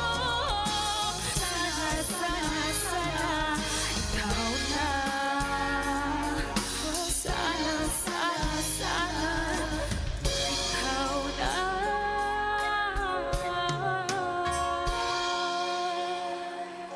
Uy, basta ikaw na ang next natin yung mga winner. Nagapangita kita sa mga winner natin for this week. But that one beautiful song is from Kija Velez, Ikaw Na. Alas 2:22 ang aton nga oras. And last time, actually may two stories na, no? Nga nabasa kita sa sining episode ni NB. Ang una is about her friend. Nga tinagkitaay naman sila after nga naghalin sa bakasyon ng iyan nga bata. Iya nga friend nga si Sandra, may bata nga dito sa Manila nag-oobra, and then happy gito sila because nakita niya for the first time ang iya nga umagad ang ginpamana sa iyang husband. So gagawa sila, galagaw-lagaw sila, nag-shopping-shopping, but daw hindi man siya mag-happy gid all the way kay ti nabalaan niya no ang iya gali nga bata nga babayi is already the third wife sang sila nga foreigner. So foreigner ang lalaki, may una nga asawa kag may duwa ka bata, and then may ara pagid daw dito sa Europe, may 3 kabataan, tapos iniiya nga bata, no? Amo ning ikatatlo nga wife, kag may duhaman sila kakabataan. So, kada isa kuno ka mga bata, ginapang sustentuhan kids ang sini nga foreigner. But of course, ang iya nga friend nga si Sandra, do hindi iya happy because ang nagwa, according sa iya, is do nahimo, no? Nga ti another woman lang or other woman lang ang iya nga nangin anak or ang iya nga anak iti nangin third wife na ang sining foreigner. But anyway, ginabala niya nga sige lang, hindi lang magpa-stress, idangop lang kay Lord. And also, gintakol niya man ang parte sa isa ka bata, si Paulo. Just sa anyos pa lang ang edad, kag nailo na ini sa mga ginikanan, sa nadisgrasya ang sakayan nila sa pangisda. So, nabilin ini siya sa kay Mel. Nga amo ni ang sa pupo sa iya. Si Mel ni doutod ni siya sa isa sa mga ginikanan niya, no? So, because nadula na sa atong si Pistang kag iyang husband, so si Mel ni ang naka-survive lang, tapos si Paulo amo ning bata, no? Gin sa pupuyaman, pero maltrato niya kag ginapintasan ining si Paulo until naglayas ang bata kay hindi nakaagwanta, so nagputos ang iya nga bayo, nagpanaw, tapos marayo ang ginpanaw, nahadlok man kuno siya kuntani, pero wala siya mahimo kag may nabatian siya nga tingog, so wala kag sa tuungan dulunggan ang iya nga nanay kag tatay naghambal nga ti panaw ron kay mahamuok ron ang tulog ni Mel. So, sa diri kita, no? Ang bahin, mga kabombo, kung sa diin, si Paulo nakapaamulya sa may punong sa iya nga paglayas. So, may nakitaan dito siya nga tawo. Kag sugpunanta ang ining istorya sa ato ni Invi sa episode Happiness.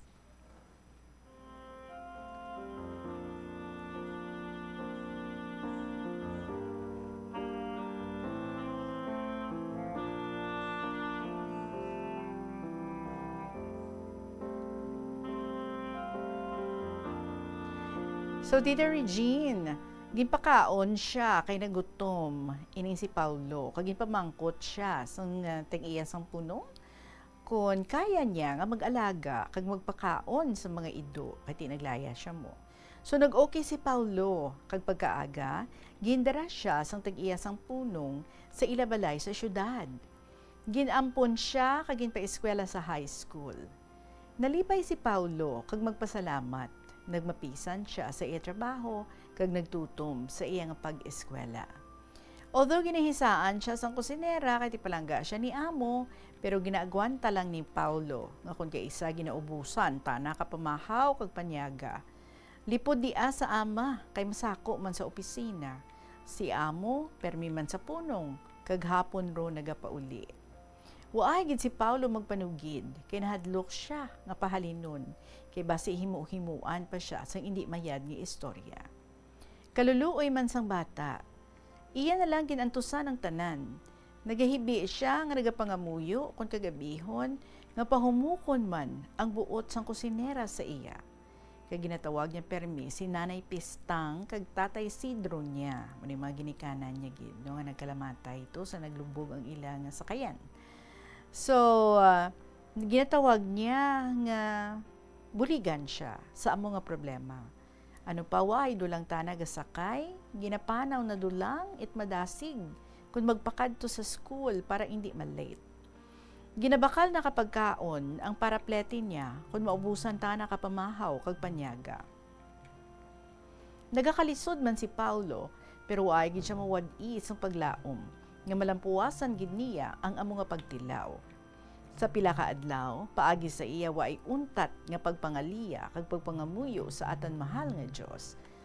Nakagraduate si Paulo sa amudia nga sitwasyon hasta sa college. Ginpaobratan na ni ama sa opisina pag-retire niya. Nagpasalamat siya kay amo kag ama kag magpamisa pasalamat sa aton mahal nga Dios. Nalipay siya nga gingrasyahan gid siya sang Ginoo sa luyos ang dako nga pag-antos kag pagpailog. Tita Regine, amo dia ang ginakuon, waay problema nga waay kasulbaran, kag waay kalisod nga waay kalipayan. Why should you worry when there are 7 ways to choose happiness? You may select. Pwede ka kapili from among the following. Number 1, choose to give a sincere spiritual life. Ang happiness is a spiritual experience grounded sa aton nga relasyon sa Ginoo. Happy are those people whose God is the Lord, from Psalm 1 verse 1. Charles Haddon Spurgeon said, "Have your heart right with Christ, and He will visit you often, and so turn meals into sacraments, homes into temples, and earth into heaven." Eksperyensyahon ang spiritual growth pinaagi sa pag-attend sa mga worship services regularly, pagbasa sa mga scriptures and other inspirational writings, kag pag-engage sa adlaw-adlaw nga pagpangamuyo kag meditation. Number 2, to be happy or choose to be happy in spite of problems. Maging happy sa gihapon, apisar may mga problema. Sa masami, ang greatest happiness, kag ang deepest joy, naga-flow from the lives of people nga may mga troubles, pero nag-triumph over them through sheer determination and perseverance. So, kinahanglan tubangon nato ng mga challenges, gamay man ini or dako, nga may kaisog, dignity, and optimism. They will recede, and as you work to overcome them, your happiness will grow. Ang scripture nagasiling much the same thing when it says, "Let us not become weary in doing good, for at the proper time we'll reap a harvest if we do not live up." From Galatians 6 verse 9.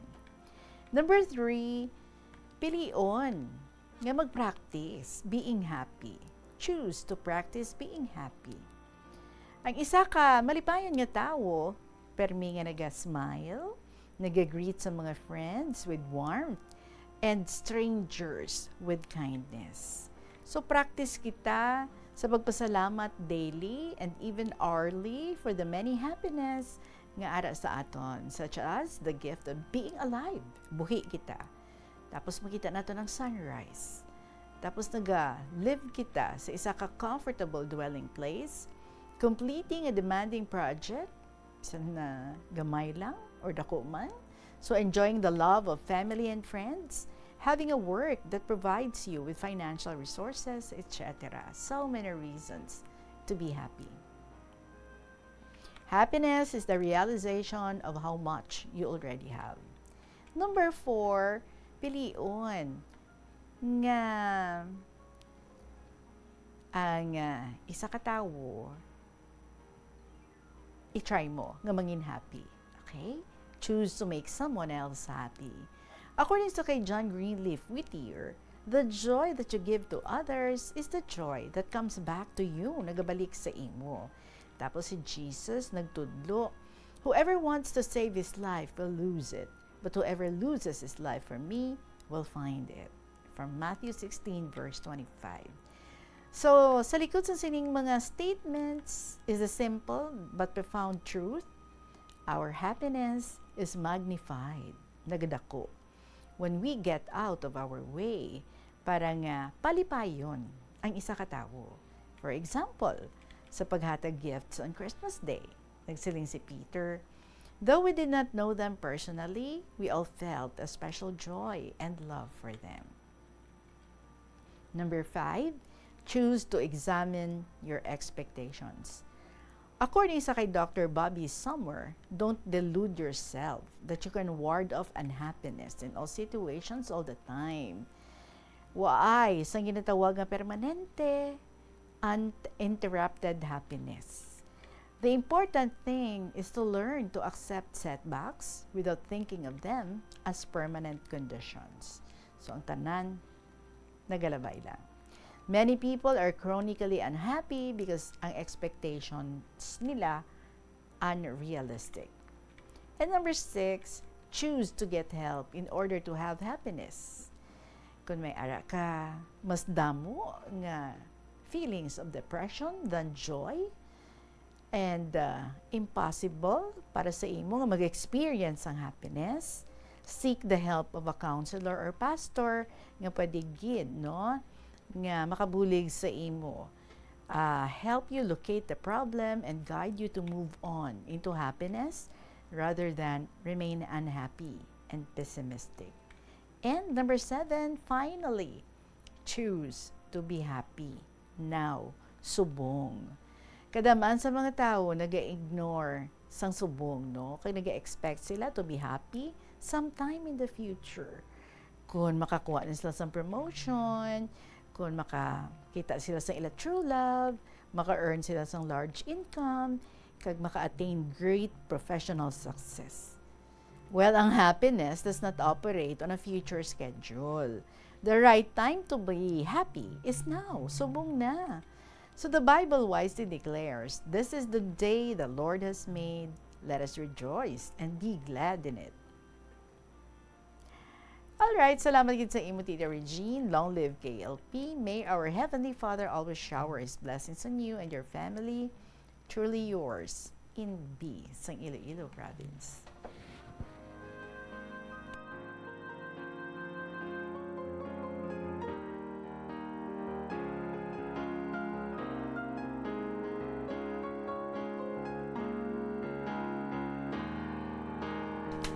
Claro, no? So thank you very much, Gid. Let us not wait for tomorrow or for next month or for next year to choose to be happy. Now is the time. Hindi na, no? Maghulat pa sang mga mga things na gina-expect ninyo. Ay, who knows? Basta hindi na naya mag-inabot or hindi na naman naya maabtan. So seize the day. This is the only time that we can be happy. So decide to be happy. Not tomorrow, not later, but now, today. Salamat gid sa gin-share mo nga manami sa amon sa sining nga hapon about happiness in B sa Iloilo Province. Alas 2:35 ang aton nga oras. Magabalik kita with more stories to be shared with you. Diri gihapon sa kahapon lamang program kaupo dinyo si Tita Regine. Kung ikaw isa ka chess lover, yaring pila ka brain benefit sa paghampang sini. Kag kung wala ka nagahampang sini, umpisahin na.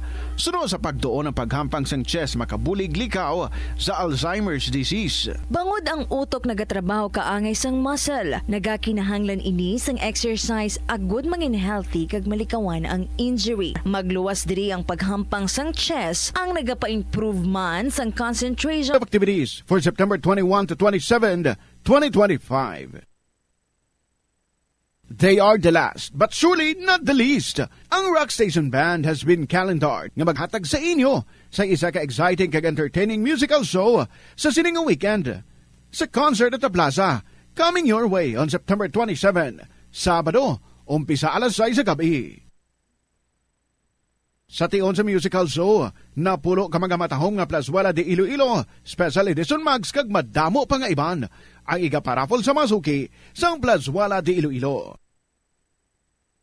Sa September 28, Domingo, ginaagdang tanan nga mangin kabahin sa Eucharistic celebration nga pagahiwaton sa Latolda sa among adlaw alas 11 sa ngaga. Sa tion sang Holy Mass, ipangamuyo naton sa Ginoo nga i-remind ang mga lideres ang aton pungsod nga ang ila power is meant to uplift the lives of the common people, not to destroy it.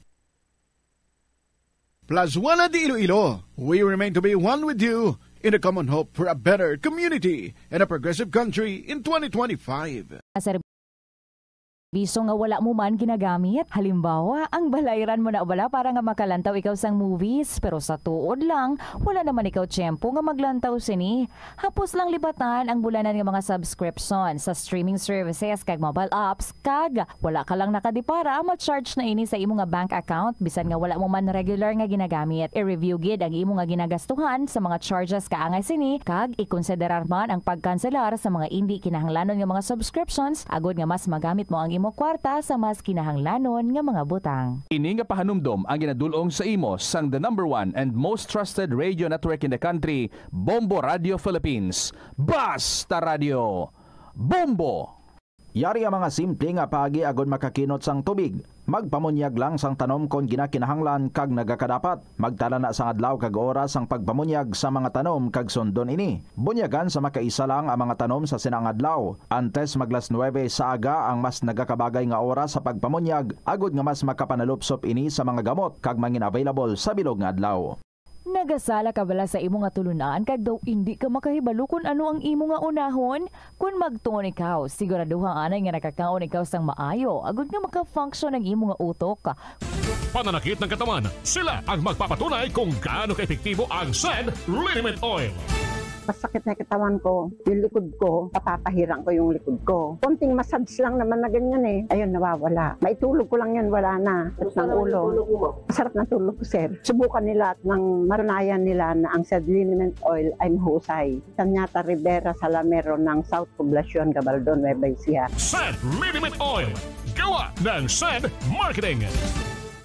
The Farmers Bazaar, your traditional public market with the touch of Plazuela Dos, ang isa ka lugar nga gintukod sa tion kag sa kasagsagan sa COVID-19 pandemic nga may tinutuyo nga maghatag sa imo sang safe marketing experience. Subong nga ang COVID-19 hindi na gid man dako nga pamahog kag nagapakadto na kita sa next normal. Rest assured nga ang Farmers Bazaar will further evolve agud nga magpadayon sa paghatag sa inyo sing satisfying marketing experience. The Farmers Bazaar. Sa lower level, tara na pahamtang ang fish, poultry, kag meat section para naman sa inyo mga kinahanglanon nga prutas, utang kag iban pa, magbisita sa upper level, pinaagi sa paggamit sa hagdanan o kon sa pagkadto direkta sa parking lot. The Farmers Bazaar, your traditional public market with the touch of Plazuela Dos. Safety measures nga dapat tandaan agud makalikaw sa sunog sa balay. Hindi magbutang o kung magtipon sang flammable substance o kung chemical nga makatugas ang sunog sa kusina o kung sa sulod sang balay. Ipalayo man sa mga kabataan ang pospro kag lighters. Patya ang kalayo kag baga matapos ang pagluto sa kusina. Siguraduhon nga wala nagasungaw kag pirmi limpyuhan ang mga kerosene kag gas stoves. Tandaan, ang paglikaw sa sunog sa sulod sang balay, responsibilidad sang bilog nga pamilya. Ang kalibutan ginakabug-us. 2:40 ang aton nga oras, so patuloy kita. Here's a story again from Nengne, Sang Lambunaw. Dear Tita Regine.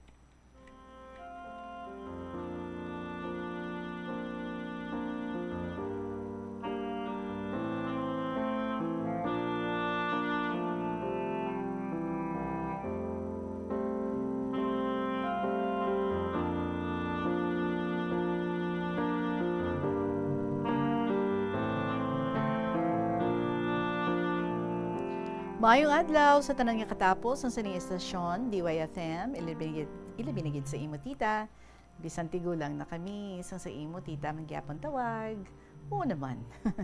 So antes ako magtamyaw sa akon mga classmates sa kahanginan, unahon ko anay tamyaw ang akon nga mga kabataan. Kay nagsabit sanda sa pag-interview sa akon, kay wala kuno sila gintamyaw. Labi pa kuno si Lola Amparing, Lolo Dencio, Lolo Abraham, student man of Lambunaw, and others. Baw, naglain, manbuot ko, kay may isagid ko nga bata dira sa isa ka subdivision. Nag-e-star. Nanawag. Insado hindi mo kami palangga. How? Manaan nyo gid, nga palangga, huwag kamutanan. Tinsaway mo kami gintamyaw. Pati ang mga apo ko, nanawag sila, nga waay ko gid sila gin-greet. So sorry gid, siling ko, admit ko ang kasalanan ko. So here I am mga anak, mga apos, mga balayi ko nga nag-ukod pamati sa imo programa. Hindi ko kamo maisa-isa kay puno 4 ka intermediate nga papel kung isulat ko kamo isa-isa. Basta batian niyo ang palayaw ko ningni kamo dunday So amo pa lang to isa na ka page nga papel ang sulatan ko. Ambal sa kabataan, sige sulati mo At least ma-refresh ang imo utok. Kay tita, sa kaluoy ka mahal nga Diyos, nag-ayo-ayo na akong pamatsyag sa akong panumduman. Kay kato, hindi ako katulog kung adlaw kagabi. Agyan nga, dya lang ako maagahan sa wheelchair. Kay kung magbatang ako, doon nagalupad ako, kagang akong kaisipan sa kahawaan. Matsyagan ko, kung hindi lang ako kamaan mag-control, kakaugalingon ko, tumabuang ako. Nagreklamo ako sa doktor ko, kag dok, hambal ko, no effect ang pampatulog nga bulong. So ginresitahan na ako lain. Dito medyo maayo, pero gin-research ka bata ako kung para sa ano atong urihi nga reseta ay may something sa psychotic. Hindi lang, no? So kung magwanta ako lang, why ako gainom kag akon pagsulat sa imo, kag sa program mo, nakabulig sa akon. Baw salamat man. Kada Domingo, alas 12, pamati ako gitara sa bombo sang Bacolod. Ay gali, may manami, manggali nga mga music, manggali ang DYFM. So na-inspire gid ako mamati sa mga old songs, mga instrumentals. Bago ugtas ko sa mga ballpens ko, duro na nausar ko, dali maubos ang sulod na. Kakadlaw lang hinablos ko nga imaw ko dya, kay masako lang pabakal ko ballpen. Kung magbakal siya gani bulong namon ni tatay na sa pharmacy sa Kalinog, ginapahapit ko, kag ipahulog sa post office sa Lambunaw ang mga sulat ko. Bawang tatay na utod sang akon bana, ginbaklan ka bata ko nga bag-o lang ka panaog halin sa barko na nga nasakyan, ginbaklan radyo, asus. Tapos nabasa ang pagpakasal nyo. So nagdugang naman imo fans sa kahanginan. Aba. So kakita, kay kabati siya sa pag-interview ko no sa akon, kay gin-record sang bata kay hinablos ko, kay hindi gid man tama kalayo ang andabalay. Hay, hambal ko dumaubusan, taman istorya ka dyan makawiwili nga programa ni Tita Regine ba? Pero kung kaumpisa, gasunod-sunod man andar ka utok ko. Sorry gid, kay istorya ko wala diri, wala dito. Haha. Laughter is the best medicine. So it's time to say bye-bye till next letter. Lovingly yours, Ningni of Lambunaw.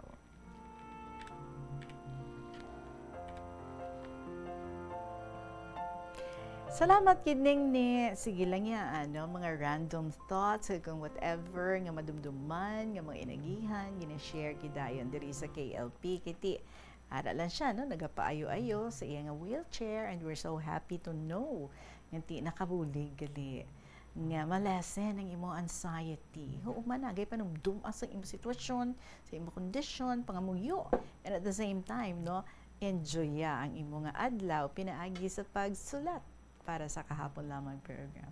So thank you, Gid. Proceed kita sa sulat naman ni Nanay Flor sa Santa Barbara. Palangga ako nga Inday Regine. Maayong hapon dira sa imo kasi makatapo sa Boboradyo. Inday, giyaro man ako nga magsaysay isang akong inagihan sa kabuhi nga hindi ko gid malipatan. Sang pagkabalo ko, ang edad ko 59. Daad, gusto ko pa nga magpangalipay, pero ginbuol, lontana siya sang aton Ginoo. Akon bana. So inday, ginlingaw ko ang akon kaugalingon. Nagsulod ako sa catechist sa amon eskwelahan. Kay wala sang maestra sa catechist, gini nagpasimpalad ako kag magtudlo sa amon nga buluthuan. Inday, nasadyahan gid ako magkadto sa buluthuan. Kay sa gate pa lang ako, ginasugat na ako sa mga bata, kag dapiton pasulod sa kwarto. Mga 15 years ang ako nga pagpanudlo sa kabataan, nahanungod sa Diyos, kag sa pagpangadi sa mga Santo Rosario. Kag ginatudloan ko sila sa pagpalanggaanay sa isa kag isa. In the Regine, madamo man nga mga bagay ang ako nga ginatudlo sa ila, paagi sa mga libro nga ginahatag sa amon nga mga katikista. Nasadyahan gid ako inday, malingaw gawa ako, kapin pa, bago pa lang mapatay ang bana ko. Luwasin na inday, diri ako permi sa simbahan kun adlaw nga Sabado, kay man mas-seminar kami sina. Nag-entra man ako sa Sacred Heart of Jesus, Catholic Women's League. Kada adlaw gid nagapanudlo gid ako. Kay man 1 to 6 nga klase amo ina ang akong ginatudloan. Kay man inday, isa lang ako sa isa ka buluthuan. Di kun mag-isa ka bulan hatag sa amon, ang amon allowance sadto no 10 pesos ang isa ka oras. Kay isa nagakuha ako 300 pesos. Inday naguntat ako sa 2015. Kay man, nagbalatian ako high blood. Kay man, bisan mainit, nagasuray gid ako. Kag nalakat ko lang, hasta sa bulutuan. Wala na ako makabalik sa catechist, pero ang CWL, may award na ako. Kag sige ako nga simba kada Domingo. Karon, kung makita ako sa akong pupils, nagabless gid sanda kanakon. May mga bata na ang iban doktor na, ang iban engineer, may maestra, nurse, maestro. Di, kung makita ko gani sila, nalipay gid ako. Kay nakuha nila ang ila titulo, mga maalam. So Inday Regine, salamat gid sa pagbasa mo sa malawig ko nga sulat. Salamat sa Dios. Kay nakita ko ang akong mihura sa mga bata sa pagtudlo ko sa ila na hanungod sa Diyos. Ang matinahuron, Nanay Flor sa Santa Barbara.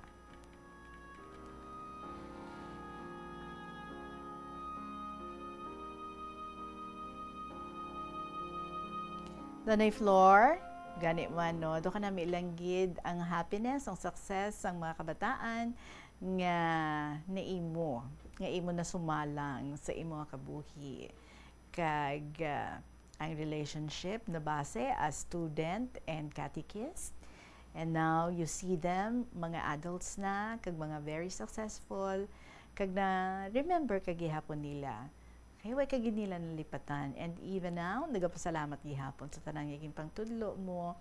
So I'm sure that means a lot so much para sa imo. Ang kalipay nga makuha mo dirano, hindi tupong.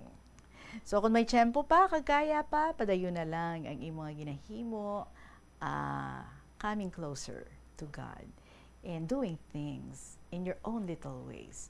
Thank you, Gid, sa liwat. Nanay Flor, it is now 15 minutes after 2 o'clock. Magapanabalik ang kahapon lamang program. Kaupod sa gihapon, si Tita Regine. Hindi lamang sa jeans o kung tugas ang katigulangon ang rason sa hair loss o kung pagkaunot sa buhok. Natukiban sa health expert sa South Korea nga ang hair loss ang tuga sa environmental factors. Sa bugos nga kalibutan, nagalabot sa 4.2 million ang nagakapatay bangod sa outdoor air pollution suno sa World Health Organization. Mas sobra 90% sang populasyon sa kalibutan ang nagaistar sa populated areas, sa diin ang heart attacks, aggravated asthma, irregular heartbeat kag poorer lung function ang pila lamang sa epekto sang air pollution. Ang kasubo kag depresyon ang hindi pareho nga balatyagon. Ang depresyon ang hindi gulpiyada lang nga nagakatabo sa isa ka tawo. Masami man nga ginakabig sa mga tawo nga depressed ini bangod sa kasubo nga nagakabatyagan. Ang kasubo temporaryo lang nga nagakabatyagan sang tawo kag masami nagadugay sang pila lang ka adlaw. Samtang makabig naman nga naga-experience. Dili kita diri sa KLP nagakatulang ako nga kamot. Anong silingon, kwarta.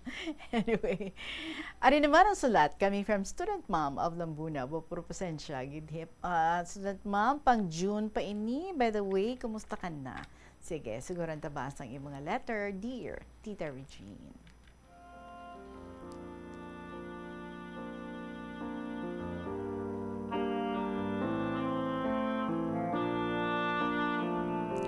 Good afternoon. This is Student Mom greeting all of you listening out there sa kay Tita Regine nga KLP.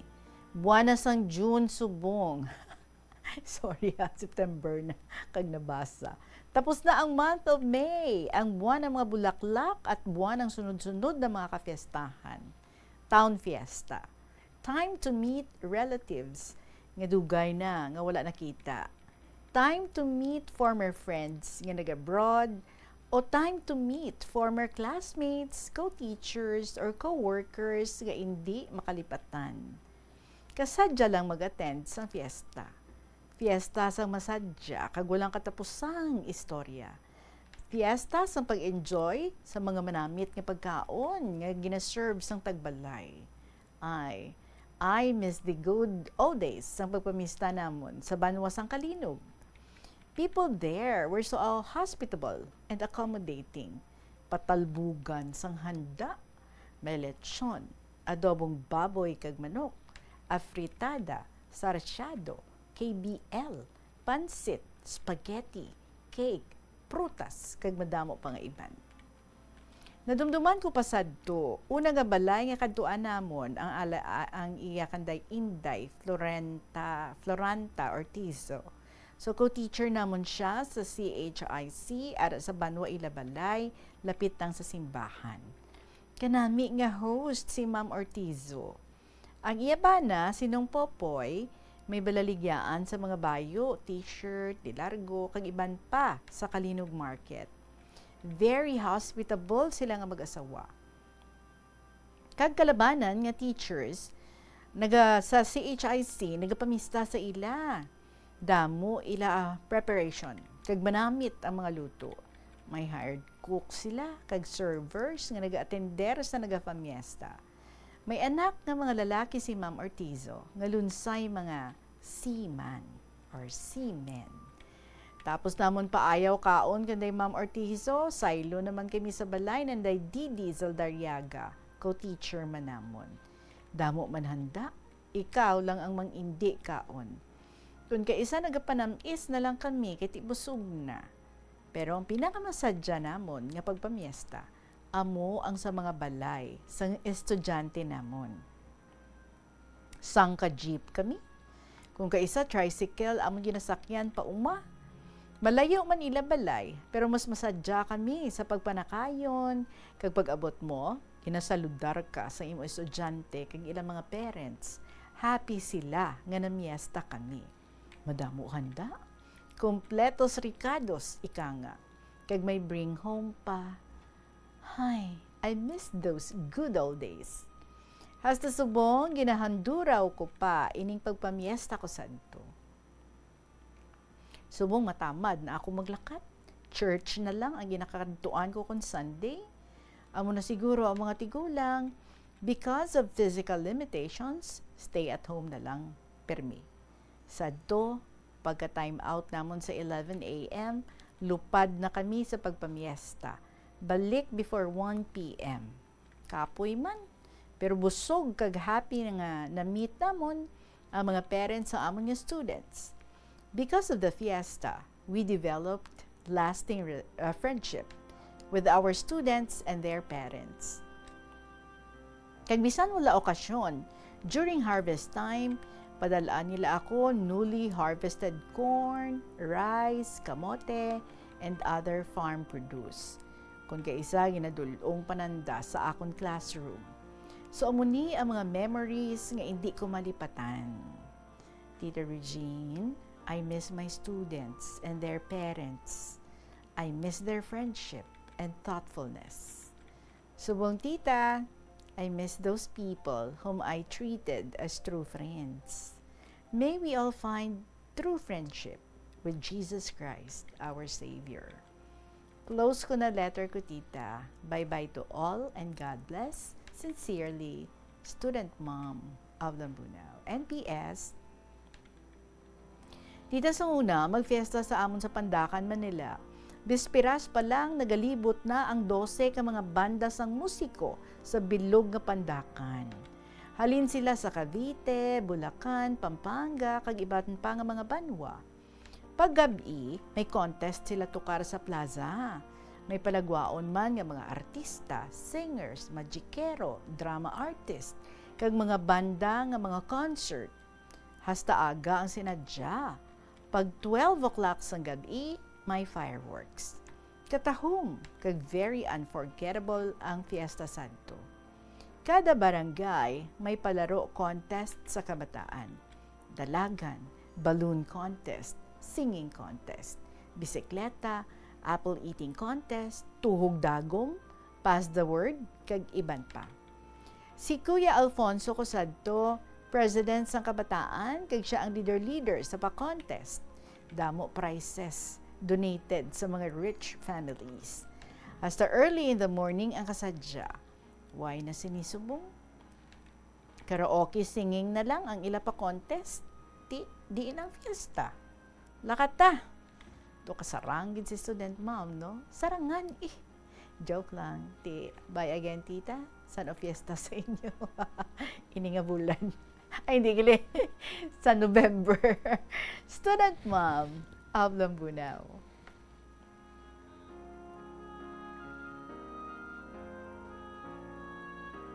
Pawhidlaw man ta stories from student mom ba. Sensya gid habag ulang nabukaran ng imo nga pang June gali nga istorya nga ginsulat. But anyway, uy man nagtapos na bala ang September. Balaan ko September imo birthday, ma'am. Kung tapos na, ti belated. Kung wala pa, ti advance. Kumusta na ikaw? I hope everything is just fine with you. Enjoying your time. You said the last time, ang mga kabataan mo nagpauli because of your special day. Sige, enjoy your time with your loved ones. Kagamuman dira mga kabombo, samtang nag-enjoy, pamati sa mga istorya diri sa KLP. Take the time para nga magpungko kag musulat man sa inyong mga kasaysayan. Pwede nga ma-email sa bombo_iloilo@bomboradio.info or pwede gid nga isulat sa gihapon and then ipadala nyo lang sa kahapon lamang program DYFM, Bombo Radio Iloilo, Sky City Tower, Mapa Street, Iloilo City. Magasunod na ang mga programas, mga exciting nga mga programs, dramas diri sa Bombo Radio Iloilo after sa KLP ang Tuyang Ermitanya and then ang Provincial Jail kag ang Dear Diary. So enjoy! Maraming salamat sa inyo. Check taliwat ang ating Christmas countdown. Christmas is a time for sharing, giving gifts for everyone. What matter now is this Christmas we share the love.